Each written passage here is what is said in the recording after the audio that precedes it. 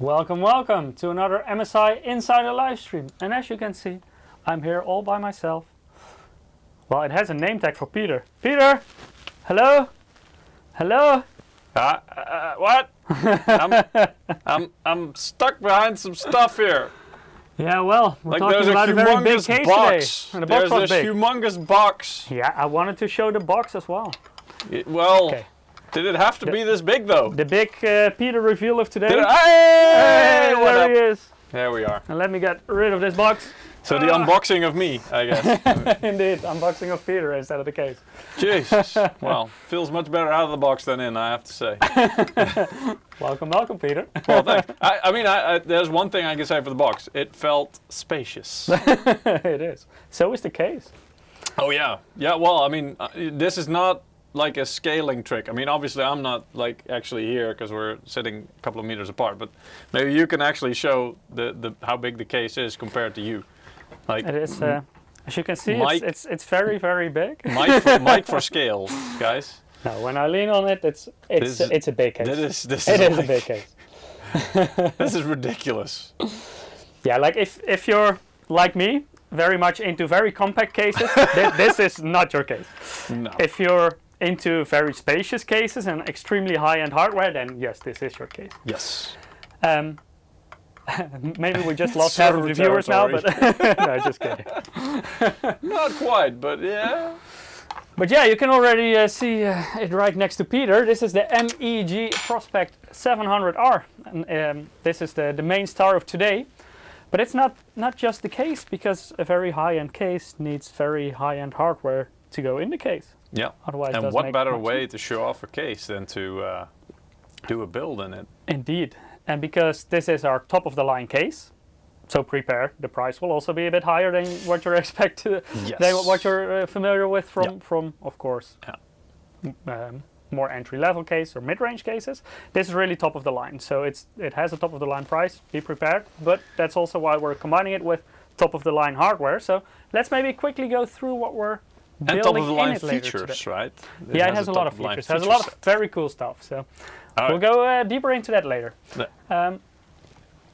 Peter, let's maybe go to the close-up. Then I will quickly go through the components that we're building in this today. Yeah. Here we go. You may be familiar with this one. A couple of weeks ago, I think 3 from the top of my head, 1st of March, we had Martijn here. And we talked about this very new AMD CPU. This is the Ryzen 9 7950X3D. So that's the version with the 3D V-cache. Let me check if it does. Very suitable for gaming, and today we're going for the ultimate gaming rig. Peter is quickly fixing the cam. Yeah, just checking. That's autofocus on. It just wouldn't focus on it just refused to work. Yeah. So that's the CPU we're going to use. We also have some very nice memory with that from our friends from G.SKILL. As you can see, it has some very nice green in the box. It goes very well with our chroma key. Yep. But this is a very nice memory kit, and especially with that AMD Ryzen 9 7950X3D, it's a perfect combination. It's DDR5 6000, and you may be saying, hey, but there is also memory kits over 7000 or even 8000 megahertz. But the nice thing about this kit is that it's DDR5 6000 CL30. So it has very tight timings. It has Hynix memory chips, and with that it also supports a special feature in our BIOS that will also go later in today. Give you some more details about that. But it's a perfect combination because the latency of this memory kit is very low, and the Ryzen CPUs actually benefit from that very, very well, more than Intel CPUs do. Also a very nice combination in combination with the Infinity Fabric clock, because you can have a 1-to-1 ratio, and that will give you an even lower latency, so better performance, especially in games. So that's our memory kit of today. Then let me make some space and move the graphics card aside. The motherboard that we're gonna install this on, the MEG X670E. Look, that's you, chat. That's you. Say hi, chat. Say hi in the chat. Yeah, there you can see yourself on the motherboard. Too late. The MEG X670E godlike motherboard, so our top-of-the-line AM5 motherboard. As you can see, it's a big boy. It's an extended ATX motherboard. Has all the bells and whistles that you can expect. You can see it's very shiny, so I'll give you a quick tour through our studio. Yeah. A lot of M.2 slots, even though we're only going to use one today because yeah, for a gaming system you don't need that much more. But you can fit a lot of SSDs on there. Has a lot of features in general, multiple PCI Express slots, but we're also only going to use one for the graphics card with a riser cable. So that's our motherboard. Let me move this aside. And that thing is heavy as well, isn't it? It is very heavy. It actually, let me quickly show you something, because it also, the motherboard also comes with this. So if you want more storage, it comes with a nice adding card. So this is the M.2 Expander Z Gen 5 adding card, and it gives you 2 additional Gen 5 M.2 slots. There they are. This protective film, by the way. Nice. So we're not going to use this today. Also, we're using Gen 4 SSD still, a very fast Gen 4 SSD, but still. And then continuing to another very big boy. Peter. Yeah. You're a graphics cards person. What is this? It's a graphics card. I can confirm. Yeah, that's a very good observation. I do believe it's an MSI RTX 4090 Supreme X. So basically, the fastest graphics card on the market right now. Yes, pretty much and also the heaviest, probably. The fastest gaming graphics card you can get right now, indeed. Very nice backplate as well. Yeah, there's a sticker on it there, just as... Yeah, usually that's not on there, but that's just for our identification, because some cards look a lot alike, so we know this is the 4090. Well, everything has to be huge. It's a thick boy. so Lodolo was saying everything is huge. It has to be, otherwise it doesn't make sense for the case. So yeah. Yeah, basically we're just going for the fastest components we can find around the office today. And it all fits perfectly well inside this case. Exactly. You may be thinking we're missing some components because you still need a cooler for the CPU. You also still need a power supply. But we have limited time today, so I cheated a little bit on the building process. So, you know, we're going to build it without those components and just hope it runs, right? That was just undervolt it a bit and we're fine. A bit, just kidding. Don't try that at home, the exact by the way. amount that it needs, yeah. No, we cheated a little bit with the building because we're a bit limited on time, and we also want to show you some stuff while the system is running. Exactly. So there is already an MEG AI 1300P PCI Express 5 power supply in there. So that's a 1300 watts power supply. And also the MEG Core Liquid S360 is already in there. So that's a 360 millimeter all-in-one liquid cooler made by E-ATX, a very high-end model. And should be perfectly fine to cool our 7950 X3D today. So I just put the specs in the bottom as well there? Yeah, there you can see what we're building with today. But before we go into that, I'm going to make some space and move some components to the side so we can go a little bit deeper into this case. Yeah, you need the space indeed. We actually almost needed to buy a bigger table to fit this thing. The box comes in very handy now. I can drop all the components on the box of the case. It's sturdy enough to even support all those heavy components as well. Yeah, it's perfect. It has to be. There we go. That's my screwdriver kit, and we'll need that later. Okay. Chris Hunsu on TikTok, which we're also streaming on, is asking, are you giving this away when done? I call dibs. We've had several people actually come walking into the studio today as you were testing a little bit and said, you doing anything with that later on? I'm asking for a friend.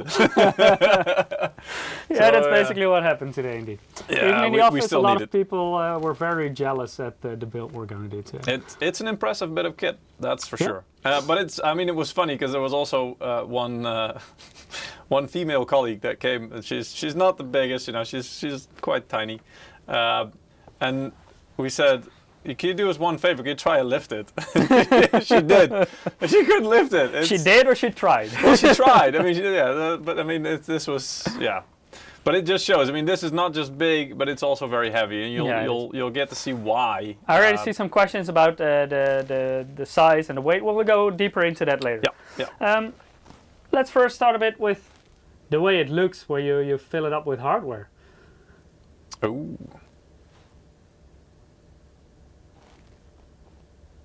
Oh, technical difficulties? Yeah. Well, do you need me to go to the PPT? Yes, please. Oh, there we go. I thought it was clear.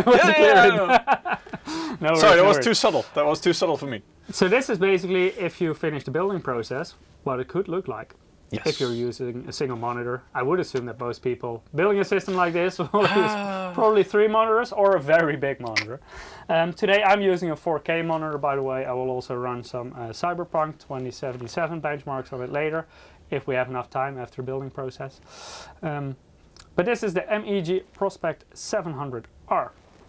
Yep. And on the next slide, we can already see a very unique feature of this case that we haven't had on any cases before. And that's a small screen on the front of the case. So it's located right there. So it's a bit angled on the top, so you can properly see it if you put it, for example, next to your desk. Yep. It is a 4.3-inch IPS LCD touchscreen with a resolution of 800 x 480 pixels. It's a very nice touchscreen as well. Colors are good. The touch also works really nice and responsive. So I was very, very happy to see that. Later on we'll also demonstrate, of course, a bit with this screen and what you can do with it. To be clear, some of you might be thinking, wait, this is not the first time I see a touchscreen on an MSI PC. But this is the first time we have it on a case that you can buy separately. Because obviously we had the, was it the Infinite? That we have it on some full builds, but we also have it on separate components. Yes. So for example, we actually have 3 tiny screens in today's system because we have the one in the case. We also have the one that comes with the Godlike right here. And we also have the one on the CPU block of the Core Liquid S360 liquid cooler. So we have a lot of tiny screens. So actually already, without attaching any monitor, you have a triple screen setup. Yes. That's nice, huh? Yeah. They are quite small, but hey, it's 3 screens. Indeed. And later on we will give you a nice preview of what it can do. But let's maybe dive a bit into the features already that the screen has. Sure. So the first thing you can control with it is the RGB lighting. The case, of course, is with addressable RGB. And you can control it through the screen. You can choose different effects through the ARGB, but you can also choose colors there. You can also control your fan. So that's the second option. You see it at the very bottom there. And actually it has a very nice fan hub with different ports, and you can control the ports independently from each other. Later on I will give you more details about which fans are connected to which port by default. But it actually is also a fan controller through this screen. The other option is the sync mode, and through syncing it you can actually control a lot more with it than what you would be able just to do with the case itself. Because this way you can sync it with MSI Center, and that way you can get even more hardware in your Nextglide RGB ecosystem. So for example, the graphics card, the memory module, and then there is a third option, is the motherboard. So basically then you let the motherboard control all the RGB lighting, and it basically overrules the other one. Today we're mostly going to work, I will show you the different options later on, but we'll be working with the MSI Center option, because that's a very nice way of integrating all the different RGB supported components, and those are a lot in today's build, to combine them all together and to sync them all together as well. Artist9TK is asking, overclock with the display. Not at this point. For that you still need the BIOS or utilities in Windows. But hey, never say never. Maybe with an update in the future. But right now that's not possible through the through the screen. But I mean, would you really need to overclock this system if you're using it for general purpose? If you're doing it with for the components overclocking, we're using today, no. If you're really into overclocking, you probably won't do it through a display that's on the front of a case, right? You'd be the BIOS is a bit more. You probably wouldn't even use a case then, right? That's if you're going to do extreme overclocking, then you probably wouldn't even use a case, indeed, for sure. Anyway. Continuing to the next features, we have, this is actually not only a display feature, but it also comes with an external sensor. I can already quickly give you a sneak peek of that, if it's not hidden too well. Oh. Do we need a close-up view? Yeah. There we go. Ooh. So this is a nice sensor. You can place it anywhere you want. So you can, for example, place it in between your CPU cooler and CPU. You can also just basically, my arm is interesting. I was going to say, Mike, are you by any chance feeling any rage coming on? Not yet, but like Bruce Banner. when I look at my arm, it may be very soon. Calm down. You can also just hang it somewhere in your case to get like the case temperature, or even hang it outside your case to get the ambient temperature. So there's different ways that you can use this, but it's just a very nice sensor for general purpose, and you can see that through the screen as well. So I'm just going to put this aside and close this again. All right. That's and then there is some more general purpose features. Yes, so there is the nice weather widget. That one syncs up with Windows actually. So if you set everything correctly, your Windows weather settings, you can sync it up with your case, and you can get the temperature, but also whether or not it's sunny or cloudy or whatever on the front of your case. If you want, you can set a screensaver function. That's optional, of course. You can also turn it off. You can use different GIFs, animations, videos. There are some already in there. You can also decide to load in your own MP4 or a GIF file, or their MOV, I think, is also supported. So it has several features there. That's quite a lot. Yeah, it's quite a lot. Or just an image. Can you do like full-size movies? Not sure why you'd want to, but in the correct format, if you make it small enough, probably. I was going to say, is there like a size? I'm not sure what the size limitation is actually. I'm also not sure if there is a length limitation. So if you're going to try to load in a 2-hour feature film in the front of your case, that's what I think. I'm like not sure a if documentary or something. No guarantees on feature films. Like Sir David Attenborough going nuts there. Anyway. Or just like a 3-hour movie, like Lord of the Rings or something. Yeah. The extended version, of course. Yeah, of course. Remastered. Anyway. And there's also just a basic clock feed. You can decide different designs, and you can choose from them through the screen as well, or through MSI Center. And then I will just tell you the time. That's cool. So a lot of different features there. Another important feature of this case is, of course, the hardware support, because with this size comes a lot of hardware support. So it can support graphics cards up to 400 millimeters. So that's even more than the 4090 I was just holding. Yeah, we don't have those. No, we don't have those. Do you know how long the 4090 is, Peter, from the top of your head? I thought it was like 338, 340. I think 340, near 340 is like the max at the moment. And that's because most cases really can't handle graphics cards longer than that. Without running into space issues, because then some cases you don't have the space to mount like front radiators and stuff. So I think it was like, wasn't it 340 something? So you still have some space left? Yeah. Well, I was going to say, like, this is I don't think we have graphics card in that length anyway at the moment, and I'm not sure, and that's because everybody wants to stick within a certain margin so that most cases will fit it. If you make it too long, obviously, then there's only a couple of people that can mount it. Interesting question about Horizon. I assume you can fit an SSI EEB board in there. Well, actually, we have a very nice added accessory in the case that will make your possibilities in terms of motherboard size very extensive. Oh. So without going too deep into that, in sports, of course, ITX, I have no idea why you would put an ITX board in this case. Put that aside. You can fit micro ATX, of course, full ATX or extended ATX. You could put a Raspberry Pi in there if you want. Yeah, you could. I mean, it would like get lost like a loose screw, but hey, it's your choice. Also, you can fit CPU coolers with a height of up to 185 millimeters, but I would assume that most people using this case would go either for an all-in-one liquid cooler or even a nice custom loop. More about the support for that later as well. And it supports ATX power supplies with a length up to 220 millimeter. That is with the HDD trays removed, otherwise will be a bit shorter.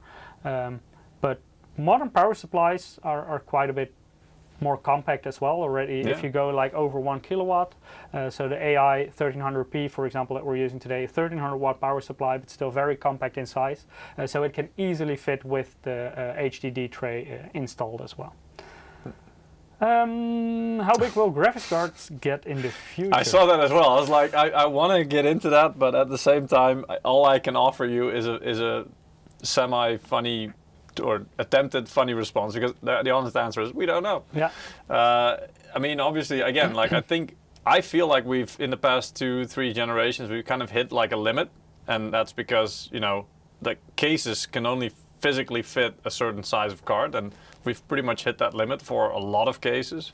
So there's no point in making them any bigger, because then a lot of people won't be able to fit them in their case. So, you know, there's no point. Cheers, guys. But that's not to say that they'll never get bigger. Who knows? I see NRT is commenting. My case also has ITX mounts, never saw the point either. Yeah. Well, on one hand, it uses the same screws as, for example, micro ATX or ATX or extended ATX, so you already have the screw holes anyway. Yep. So basically, it also doesn't cost anything to support mini ITX. You basically do it by default, kind of. Yeah. So yeah, it can do it, but yeah, it of course it's doesn't just make to sense. offer the option, because again, you know, if you don't offer it, there you can bet that there's 1 or 2 persons or media reviewers that will say it's a shame that they didn't, you know, because I mean honestly, it wasn't much of an effort, so it's a shame that they skipped on that. So it's more like, okay, let's just cover everything so that there's nobody can say, oh, but actually you forgot. No, it covers everything. Yeah, basically, unless it's like some very exotic kind of form factor that some system integrators, for example, use. Other than that, like all the standard components that you can get to your standard computer store will fit in this case without any problem. I think for a lot of questions you might ask yourself in this case, like, why did they include that? It's because why not? It's because this case kind of, you know, this is like a case for that can do it all, and that's kind of what you get. By the way, before we continue, we forgot to announce something. It's on top of your head. My hair? Higher! Oh, yeah, the giveaway. Yeah. So actually, today indeed we have several giveaways of Steam wallet codes. Always nice to have. I think did the sale started earlier this week, didn't it? I think so. Yeah. Spring sale, right? Spring sale, yeah, exactly. So it's always nice, especially when there's a sale around. So yeah, maybe shall we do one? Yeah, let's giveaway do right one now. Already. All right, then I'll let you do some talking while I'll do some people drawing who already of saw the prizes. link in the background and already signed up. Yep. If not, make sure to do so. Go to msi.com/2/insider, or if you're watching on YouTube or Twitch, you can also follow the direct link to Gleam that our bot will put in the chat once every 5 minutes. If you're in Gleam, you can perform certain actions. The more actions you perform, the bigger chance you will have to win. And if you're a returning visitor, also don't forget to claim your loyalty bonus, because that will give you a slight edge in the giveaway. All right, and I see we have our first winner, who's called Ja. I don't think it's Ja that used to be on the stream here, because it's missing an A. It's just JA. JA, congratulations. JA, congratulations. You're the first winner for today. There will be more to come later on during this live stream, so don't go anywhere. And let's go back to the chat. Here we go. Yes. Let's continue. Yes. Can you get me to the next slide, Peter? I am trying. Oh, wrong mouse. Wrong mouse. Yeah, I have multiple mice on the table here. Anyway. So we talked about motherboard support, graphics card support, CPU cooler support, PSU support, but there was also some storage support. And let me maybe turn the case. Storage support, you say? Yeah, well, in the past it used to be more. You had like the whole front of the case you could fill with hard drives, but yeah, no one is really doing that anymore. No, now you want to fill it with SSDs. Indeed. Well, you can already fill your motherboard up with SSD. Yeah, but is this the right view? No. Oh. This will be complicated. Yeah, there we go. Yeah. Let me turn this a little bit more. Yeah. Oh, and maybe not put it as much on the edge. Living on the edge. So you have two 2.5 inch slots right here. You can put either a 2.5 inch hard drive or 2.5 inch SSD in there. I would say the SSD is the more logical option, but you never know. And right there, so basically behind the power supply, there is a hard drive disk tray that can fit either 2 3.5 inch drives or 2 2.5 inch drives. So if you don't want to use 3.5 inch drives, you can, for example, fit 4 2.5 inch drives. So yeah, that's the storage support in the case itself. And then, of course, depending on the motherboard you can fit a whole bunch of SSDs on there as well. So I believe the motherboard we're using today is like 5 or 6. Yeah. I see NRT Antiquernetera. I'm not sure how to pronounce their name, but it says in the box is a voucher for a free hernia operation. Kind of. I think people are getting the message that this thing is quite heavy. Yeah, it is already. Now Andres there's just a Chavez power is supply also and saying, how heavy is it? liquid. With the power supply and the liquid cooler in there, it's already quite heavy. Yeah. Okay. All right. Yes. Cooling. I already saw some people talking about this. This case has got a lot of options for cooling. Also, if you look at the front, so maybe let's quickly take a look at the main camera. You can see that the front, it's not really mesh, but it's like there's small triangles. It's like a pattern in there. And it basically just lets the air through, so you get very nice airflow. Let me maybe take the front off to quickly show you. Nice green screen for reflection here. Wow. There we go. I first need to take this off. It's like removing a jacket. Oh, it's from the top. Usually you basically grab the front from the bottom, but with this case, you kind of have a hinge here, and then you grab it from the top. And as you can see, the air goes nicely through this. And there's a dust filter behind it, I see. Yep. More about that later, because this case has got a lot of dust filters, so we will show you all of those in more detail as well. Yes. How heavy is it? Yes. I do believe that's the correct answer, indeed. It I says think that on the answer specifications. is, how heavy is it? No, it says that on the specifications, right? It says weight, yes. All right.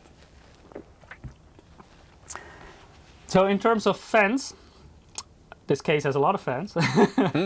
Big but fan. It can fit up to 10 fans in total, actually. So you can fit in the front. You can, by default, you'll get 3 140mm addressable RGB fans. In the back, you will also get a 140mm addressable RGB fan. Those are the 4 fans that are included by default. In the front, you can also, of course, swap them out for other 140mm or 120mm fans. In the rear, you can do the same. In the top, there is no fan installed by default. Right now, there is the S360 liquid cooler in here. So that already means that it can support 3 times 120mm. But if you want, you can actually also fit 3 times 140mm in the top. So that already makes you able to fit 7 140mm fans. And then inside the case, you have a nice ventilation actually to the... Oh, I should have moved this too many times. You'll need that hernia operation soon. On this side, you have ventilation holes as well. And that is because behind here, now there is a cover, but you can also swap this out and fit 3 more fans inside the case actually with a bracket that comes included. Or you can also position the radiator, but we'll go a bit deeper into that later. So in total you can fit up to 10 fans, 7 of them up to 140mm and 3 of them up to 120mm. So plenty of airflow. Yeah. Artist 90K was asking why only 1 fan at the backside. Space is of course a thing. And usually, well, in most situations people will use this case with liquid cooler, thus a radiator. And also, for example, the way we will be using it today is the radiator is mounted in the top and has 3 120mm fans, and they serve as outtake fans. So the 3 140mm fans at the front are the intake fans, and the 3 120 plus the 1 140 in the back will be the outtake fans. So plus it's kind of like a thermodynamics, right? The hot air wants to go up anyway, so it's kind of the natural direction in that regard. So in one on the rear, I mean also below. I think in the next slide actually shows quite nice. Yeah, well, here's my mouse here, but below this fan placement, what is located here are the expansion slots. So there's, I mean, you can't cover this with a fan, otherwise you won't be able to fit your graphics card or any other expansion cards that you might want to use. So yeah, it's kind of, 1, space is limited, and 2, it probably wouldn't add much. It could add a little bit more airflow, but then again, if you're using the fan, indeed the opportunity, the fan placements at the top, you've already got a nice airflow going from the front and then up through the roof of the case. Yeah. Anyway. And that's basically what you see visualized on the next slide. There you I go. ruined it. It's okay. Yeah. So in the front you can see the cold air you get through the three 140mm fans, and then the hot air you exhaust through the rear fan and the top fan. So if you're not using a radiator in the top, you can still of course install fans there if you need more outtake. That of course depends very much on the components you're using. So the higher end components you're using, the more airflow you need, so probably the more necessity for additional fans in the top as well, but depends very much on what you put in there. Then of course the three fans that you can fit in there with the correct bracket on the inside, they will generally also serve as an intake, because it doesn't make much sense to use the front fans as intake and directly push it out of the case, because then the fresh air doesn't reach the components. Yeah. So those usually intake as well. So somebody asking, Uncle Elias, when will cases be made with carbon and HEPA filters so they can clean the air as well as provide normal PC functions? Well, It's what I mean, it kind of is, because there's AC units at home have this. Yeah, but there are, I mean, because there are dust filters in there. It's not HEPA levels or you know, carbon filter level, but I think if you would do that, block a lot of air. I was going to say, yeah, if you do that, you kind of constrain the amount of air that can be moved through it, actually. So that might not be the best of ideas if you're really going for cooling. That's always a bit of a trade-off as well with dust filters. Yeah. If you remove the dust filters, your cooling performance will be even better, but of course it will gather dust more easily. Yeah. So you can take them out if you want to. You can take them in. It's up to you what you want. But always a dust filter also it's kind of an intrusion in the airflow as well. So we optimize them as much as possible. But still, if you want the best performance in terms of airflow, then you would remove all the dust filters. It shouldn't make that much of a difference unless your dust filters are filled with dust, because then they will really start blocking air. So if you regularly clean them and you know, I don't know, like take your vacuum cleaner to them or something and make sure that the dust isn't gathering on them, then it shouldn't have too big of an impact, I guess, because it's still pretty open. Yeah, it's quite okay. Yeah. Anyway. I guess the answer to how many fans is also yes. Yes, let's continue to our next topic. Yes. The radiator support. Oh. And that basically ties in a lot with the fan support. So you can fit a lot of radiators in here. At the front, it's up to 360, I believe, because you still have some... Yep. I think you can read it on the slide. It says 360. Yeah, because you still got some constraints. Let me see the if I radiator is can- always a little bit bigger than the fans. Let's see if I can. Yeah, there we go. Is that better? Yeah. Slightly. On Anyway. the top also up to 360, and on the side you can also fit a 361. Important to note here is that because if you would position one in the front of the case, that will take some space, then you're blocking the one from the side. So you cannot use the one inside the case and in the front of the case simultaneously. So you can choose to fit it either on the side or on the front, but you cannot use those at the same time. What you can do, of course, is fit the front and the top simultaneously. In the rear you can also fit a radiator if you would want to, up to 140mm there. Imagine the kind of hardware that would require you to mount two 360mm radiators, like one at the front and one at the top simultaneously. If you want to, you know, if you want to hybrid cool your graphics card at the same time or something, that's... Yeah, it's not really for a gaming system any useful, I would think, because like multiple graphics cards don't really make sense anymore there. Is this ready for next generation, like Gen 6 PCIe SSD storage, which you know, they said like each generation, because of the speed going up so much, it will require a bit more cooling. So maybe, who knows? Who knows? But yeah, like if you want to use multiple 4090s, for example, for like rendering purposes or other things, or Quadro cards or anything like that, then it could be useful. Yeah. But I think, it's also what you can do, of course, if you use multiple radiators, you can make your system very silent, because you can, if you use multiple radiators, you can run your fans at a lower speed. So it's not always about getting like extreme hardware to run at maximum performance, but it can also be a nice option just to make it very quiet. Yeah. Yeah, but I mean, it's that's pretty extreme though. Yeah. Okay, let's continue. Yes. Because apart from all-in-one liquid cooling, you can also go for a custom loop. And actually we work together with EK Water Blocks on a custom designed distro plate by EK specifically for this case.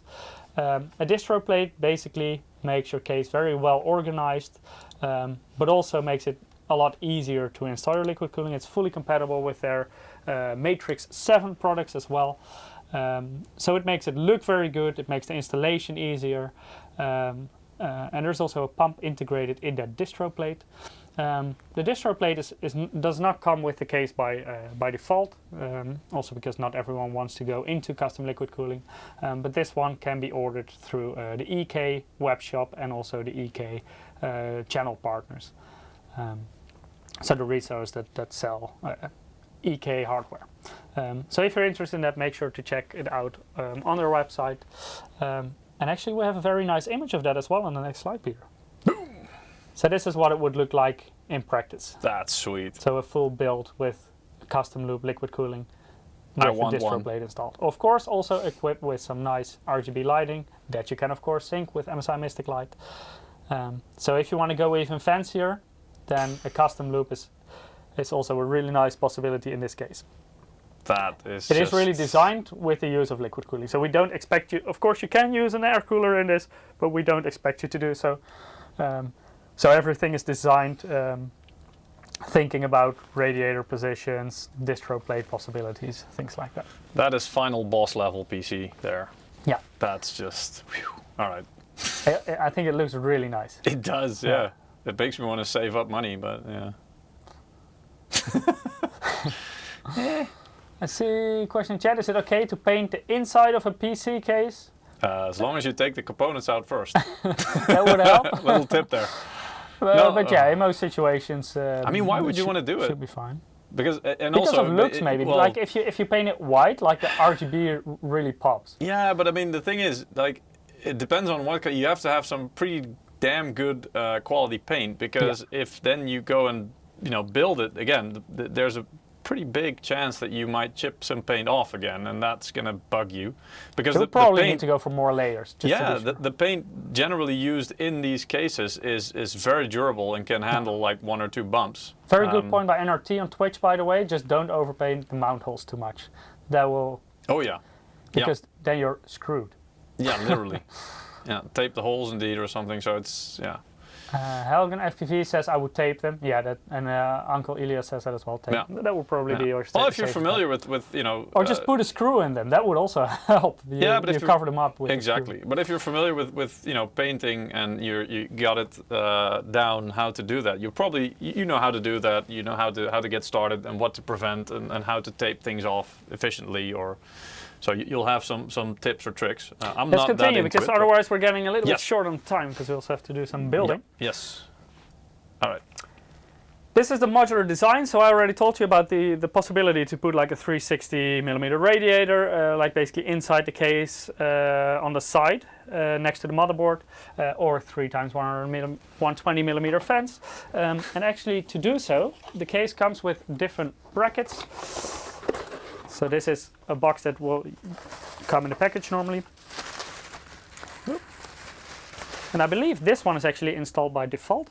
So this is the one where you can position a different fence or radiator. And earlier we had a question about if it can support like the really large extended ATX motherboards, because at a certain point you will cover the cable management holes inside the case. But if you're doing that, it also comes with this bracket, and that way you get your cable management holes further to the front of the case, so you can fit a larger motherboard. So you can actually basically just fit your motherboard over the existing cable management holes and use these instead. Nice. So that is option 2. Let me move this to the side. And then there is option 3. And then it's basically closed, so you see it on the very left here. But let me show you in the case, because that's the one that is installed. So right now you see the CPU block from Liquid Cooler here, but that's this one. So it's open on the side. This is actually the one that we're going to use for the build today, because we're going to lead the cables through the side here. And now it's nice and closed right here. So you can hide the cables behind that. So that's option 3. And it comes with all the 3 options out of the box. Nice. So no need to purchase anything separately for this. Well, again, this is like, it covers pretty much all the methods of cable management and building. Yeah, so it's a lot of flexibility. So all kinds of different builds, whatever you would want. There are several opportunities for this. Yep. Okay. Next. Then cable management on the back, and I'm gonna go to this side of the case now. Maybe I can show this through the close-up. No. Are you sure? No. Not sure if we that will can be zoom kind of out. impossible. Enough. Because the door is. No. Okay. Yeah. No, that's true. Okay. So actually, there are like two canals here. One is here and one is here, and you can lead the cables through that, and then you have these nice Velcro kind of thingies, what you call them. Velcro.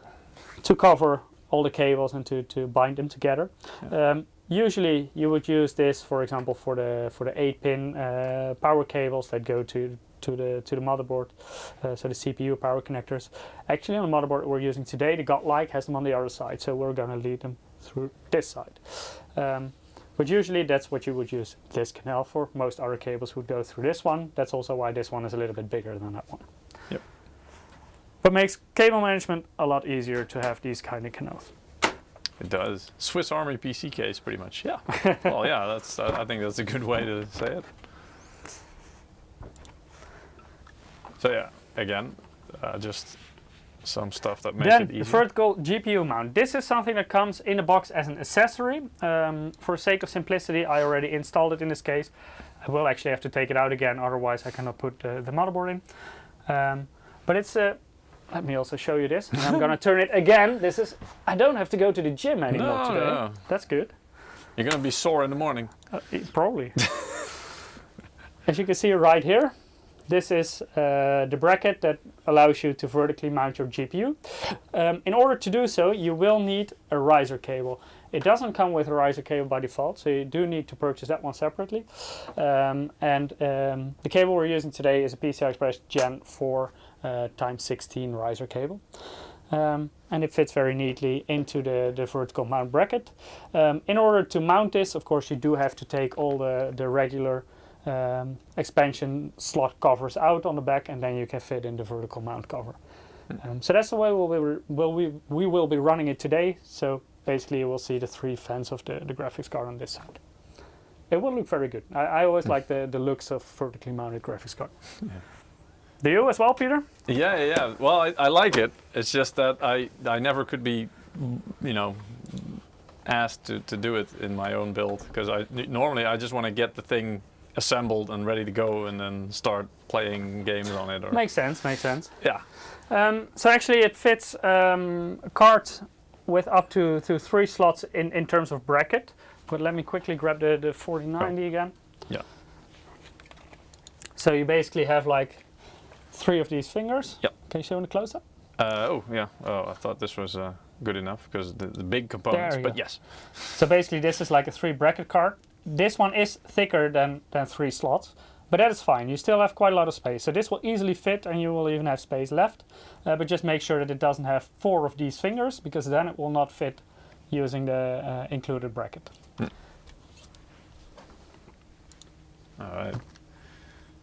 Night Modem is saying, back in my day, cases were all beige and they're non-rolled metal edges but thirsted for finger blood. Yeah. Well, they started white and they turned beige over time, right? Yeah, because of the finger blood.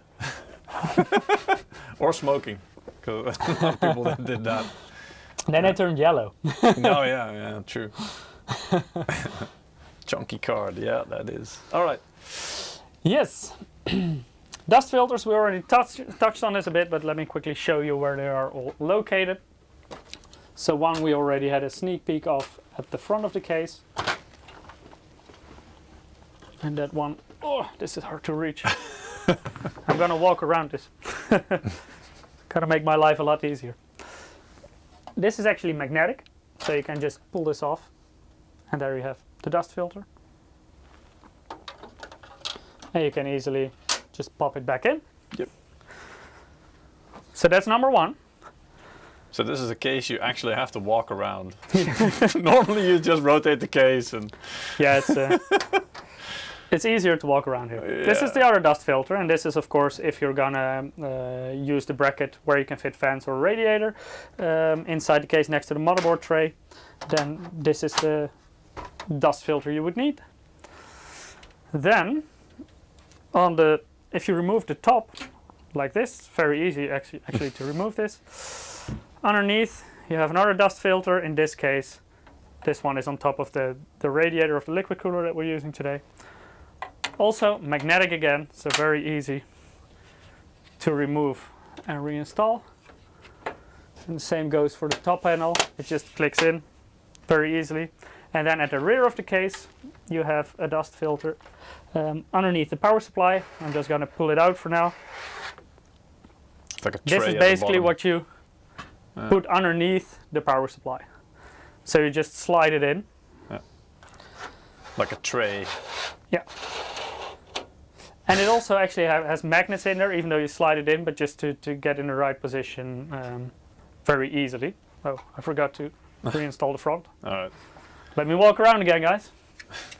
Well, then you can actually do what Michaelin was saying in the chat. Like a cow, you have to walk around the front to kiss it. Yeah. But Uncle Elias is saying as well, I like the ease of access. And that is indeed the case, pun intended here. There's a lot of ease of access, and it's designed that way to make it easier for you to keep the case clean, in this case, to clean the dust filters, but also everything previously to when you're actually building in it, that you have a lot of flexibility in terms of what you want to do and what hardware you want to put in there, how you want to route your cables and stuff like that. So, yeah. Okay, let's go to our next slide. Yes. There we go. And that's about the front connectors. So it comes, of course, with a power button, with a reset button, your regular audio jacks, 2 times USB Type A, and a button to control the LED lighting. But it also comes with a USB Type C port, and it supports USB 20 gigabits per second, also known as USB 3.2 Gen 2 times 2. 20 gigabit per second, and it's a Type-C connector on the front of the case. Of course, you do need a header for that also supports this standard. So, for example, the Godlike motherboard that we're using today can support this without any issues. But this is something that, like, if you use a more entry-level motherboard, I wouldn't assume you do if you use a case like this, but those, for example, are often limited to 5 or 10 gigabits per second. Or if you're still using like a little bit of an older generation, but it was very high-end back then, then it could be that it doesn't support it yet. But yeah. Yeah, so it uses the regular Type-C front header that you're probably familiar with. I can quickly show you on the motherboard.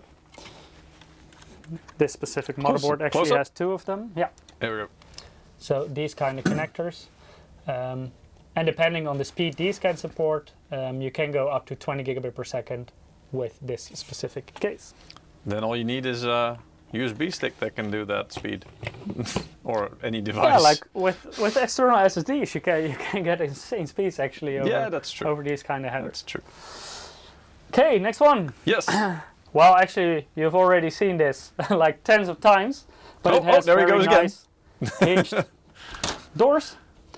And it basically just easily clicks in on the side, so you don't need any screws to fit it.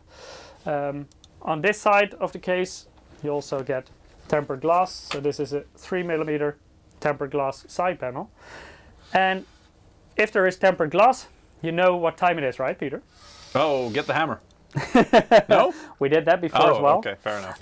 But right now, it's peeling time. See, okay, I was going to say, maybe I disappear when I... Not yet, not yet. Ah. There we go. Yes. So that was on the inside? There's one on the outside? That was the inside, and then we close it, and we also have some peeling to do on the outside. The nice thing about it is, normally I would say, leave this stuff on until you finish building the PC. I just take the panel off. Yeah, exactly. You don't. Well, you just you flip it open, but you don't have to touch the glass. So, indeed, it's super easy. No fingerprints. So we just close these again, and later on we would just take everything off when we're going to build, just so everything's easily accessible. Yeah. Uncle Elias was asking. Magnetical. Dushan was asking. Yeah, actually, it's a combination of. Oh. Yeah. How do you explain those kind of things? It has a certain attachment mechanism that it also clicks and ties into that. Yeah, it's but like it also has joint. magnets, so it's a combination. Yeah. It's like a ball joint that clicks into place. Can you go to the close-up cam? Yes. Yeah. Here you can see them. There. Yeah. So there is a little ball right here. You can see it. and that one clicks in here, and there is 3 of them on the front. Let me quickly remove the door. Oh, so this answers a person's question asked before. Can you remove the door? Well. Yes, you can. So it's actually a combination. I'm gonna leave this off actually because later on I'm gonna build in this anyway. And then we can continue to our next topic. Yeah, we need to keep the pace in here because we still need to do some building. What's the next topic? Oh, it's okay. The next slide you meant. Yes. Okay, cool. And that's of course. Yeah, well, all the RGB. Of course, if you want more FPS, you need more RGB. So it comes with addressable RGB. It has a very nice hub in here where you can connect fans, but also RGB components. It has addressable RGB on all the fans that come with the case by default. So 3 at the front, 140mm, and 1 at the back, 140mm. And of course, you can also control this through the LCD touchscreen on the front. Later on, you will see it in full action because we have a lot of components today that have RGB, and we're going to sync them up and make it look good. All right. Just a quick overview of the specifications if you were curious about sizes and stuff like that. It doesn't mention the weight, does it? No, but we already mentioned it. The weight is yes. No, but actually the product page is also live on our website, so you can definitely find more details there about specifications. Let me check just for a second. But it is quite heavy for sure. Yes. And I think most other details that you will see in this overview we already mentioned before when we went through all the different features. Pretty sure. Oh, Peter, in the meanwhile, is quickly going to check the weight of this case. Yeah, the official stated weight is... drum roll. It's 16 kilograms. Yeah, it's just shy of 16 kilograms indeed. But yeah. 15.95. Yes. So, yeah. Or 35.16 lbs. Pounds. I do believe that's pronounced. But yes, indeed. So, as you can tell, that's pretty damn heavy. And that's just the case, by the way. That's so no components in it yet. So you know what I'm lifting, right? Because there is also a 360mm liquid cooler in here and a 1300 watt power supply. That's already pretty much like 20. So no more gym for me today. Yeah, and then add to that the graphics card. I mean, then you're talking 50 kilograms. No, wait, not quite, but. You're talking like 100 kilograms when this system is. Yeah, man. we need like a heavy weightlifter to help us out. But it is a very heavy system. Yeah, it's impressive. All right. NRT says that's not too heavy empty. 60 kilograms it's quite a lot. 16. Like when you pick it up when it's empty, it's still. Yeah. Yeah, it's you're not expecting that kind of weight with an empty case. Let's just put it like that. It sounds like not much, but like for an empty case, it's quite a lot because you will add a lot of components and usually high-end components. Like, I don't know if you ever held a godlike motherboard. Those things are not very light. You can imagine what a 4090 weighs as well. So you will fill it with very heavy components, and the 16 kilograms, of course, comes on top of all those components. Yeah. So it is quite heavy. If you're visiting LAN parties every weekend, then this is probably not the case for you. Then you will probably also go. I mean, the motherboard we're going to put in there, the Godlike, that one is heavy as well, right? Do you know? Have any idea how heavy it is? Ooh, that must be like. I don't know from the top of my head, but it's very heavy also. 3 or 4 kilograms by itself. Yeah, there's a lot of heat sinks on the front. Also has to do, of course, with all those Endo2 slots. Yeah. And there is also a big backplate on the rear. It has FinStack heat sinks with heat pipes. So Eric's in the chat. He's saying Godlike also 16 kilograms. I don't think it's that much, but it's quite a lot as well. Then let's take a quick look at the pricing of this case. I already warned you guys, this is a flagship product, and that also means it's definitely not the cheapest case. To be fair, somebody said earlier on in the chat that they had, I don't know, they mentioned the case, but they said it costed like 500 plus euros. So no, it's not 500 plus euros. It's 379 euros. This is of course pricing indication. Shops can decide their own pricing. And this is in US dollar excluding VAT or in euros including, in this case, 20% VAT, and it depends on the region what the exact VAT will be. The PCI Express Gen 4 riser cable is sold separately, and that one is sold for $59 US excluding VAT or 59 euros including VAT. Gen 4 riser cables are quite difficult to make, so that's also why they're a bit more expensive than Gen 3, for example, because the signal quality on Gen 4 needs to be quite a lot better. That's also why I know several manufacturers had some issues with these kind of riser cables. We extensively tested it with this one and it worked perfectly fine.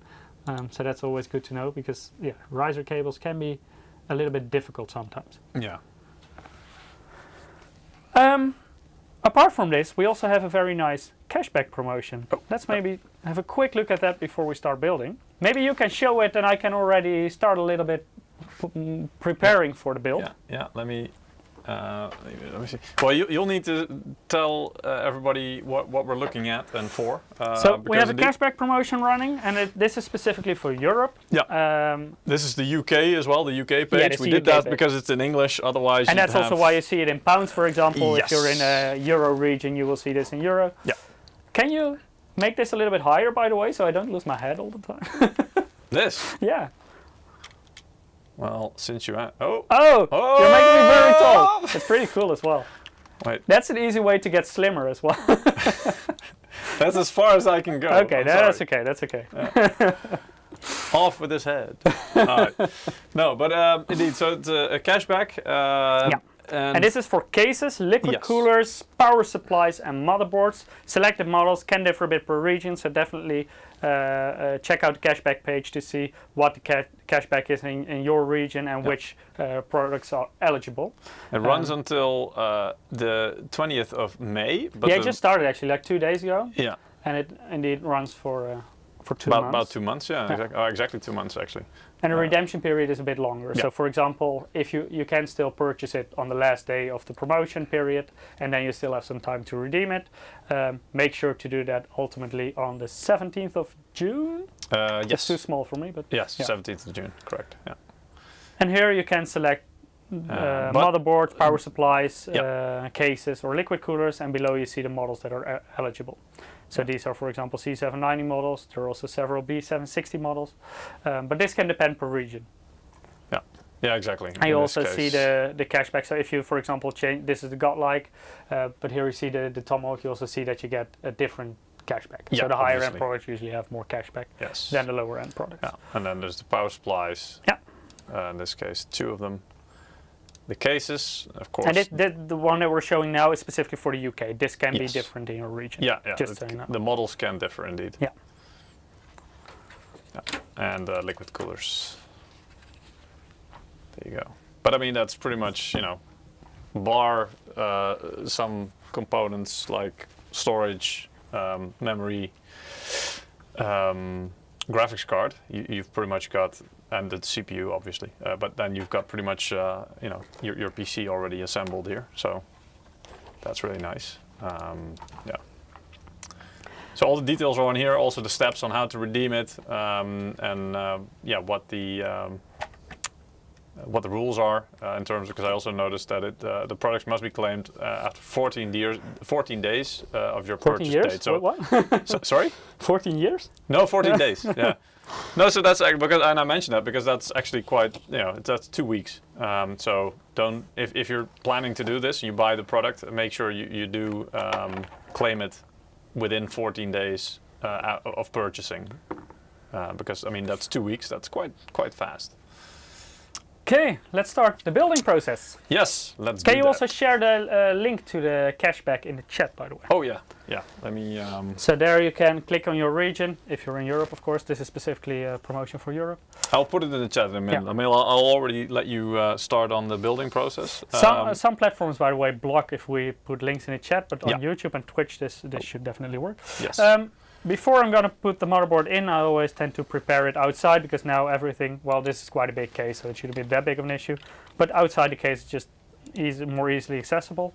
And we don't have that many components that we have to install right now. So we got the CPU, we got the memory modules, and we got the SSD that we're going to install up front. And also these screws for the mount of the liquid cooler. Let's start with installing the CPU. This is actually the other way around than what you know from Intel maybe. So instead of bottom to top, you go top to bottom. I would always recommend you to keep the protective lid on when you install the CPU. Then you put the CPU in the socket. Be careful with that. And then you just put this down and it automatically pops off basically. You can also remove it already as long as the CPU is in there. But don't do it when the socket is open, because with also AMD with AM5 moved to an LGA socket with the pins in the motherboard basically inside the socket, and those are very fragile, so make sure not to touch them, for example with the protective lid or anything else. Also be careful with dropping your CPU in there. But it's not rocket science, it's very doable. So the CPU is in there. Now let's install the SSD, and that's extremely easy on this motherboard because it has a screwless M.2 shield frozzer, so you can just take it off like this. You have the dual-sided M.2 shield frozzer here, so on this side and on this side, and that's very good because we also have a dual-sided SSD with chips on both sides. And this is the MSI Spatium M480, and this is the 2 terabyte model of that SSD. So we're just gonna pop this in here. And then we have the easy M.2 clip, so we don't need any tiny screws anymore. You just turn this and it's attached. That's a godsend. Yeah, that makes your life a whole lot easier. Yes. And then you just put the screwless M.2 shield frozzer back in position. And that's it, wow. SSD installed. So screwless, how does that work? Is it magnetic? No, it is, there's like, let me quickly show you. You have this type of okay. Clip. Or, clip, yeah, whatever. indeed. Yeah. Latch. Yep. I don't know what you want to call it. Okay. So cool. you just push it down, you hear an audible click, and it's firmly in position. Yep. So that's how easy it is to install an SSD with that. A quick release, yeah. I think that's a good name for it. Thanks, Demon. Then let's quickly unpack the memory modules from our friends from G.SKILL. And these are really nice because of the very low cache latency, so CL30 modules, and these go very well with AMD Ryzen processors, not only the X3D ones, but also the regular ones. With those tight timings, they perform best. They also support AMD Expo, so that's kind of the AMD equivalent of XMP that you may be familiar with, but XMP is an Intel thing. Always make sure to put the memory modules in the correct slots. And on MSI motherboards, it's usually the outer ones. And also make sure to line them up correctly with, how can I easily show you this? With this part. So it is not that you can fit them both ways. They only fit one way. In this case, like this, and then you just push them. If you have to apply a very big amount of pressure to try and get them in, you might want to check if you indeed. Then you're probably doing it the wrong way around. Some Reddit groups, tech support Gore, for example, are full of pictures of people saying, "Well, I put my RAM in, but it doesn't work." Also, DDR4 doesn't fit in this motherboard. No. Not physically, but also. If yours does, it probably won't work. Yeah. If you use a hammer, maybe it works, but no warranty on those kind of things. You shouldn't have to use that, indeed.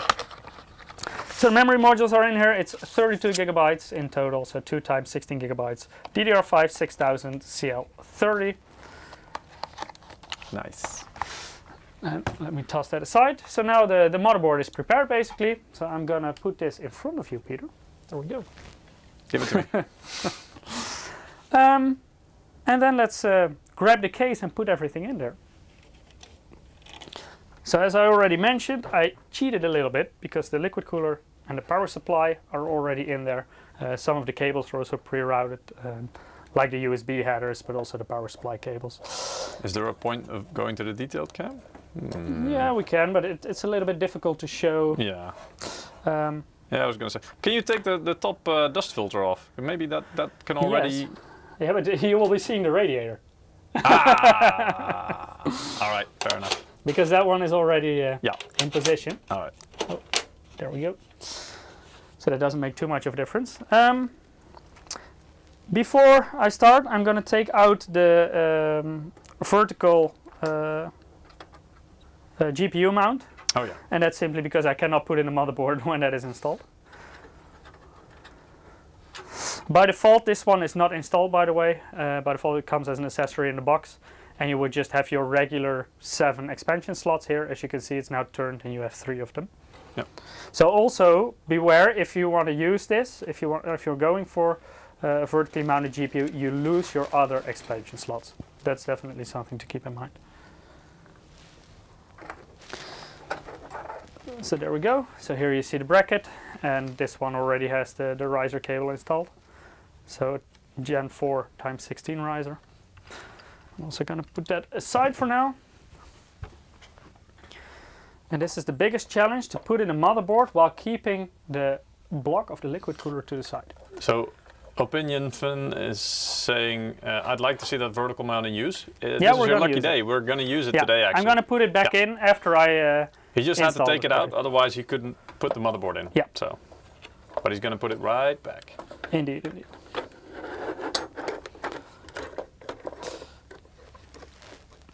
Now I have some pre-routed headers. I need to pull all of those to the front, otherwise I cannot reach them anymore.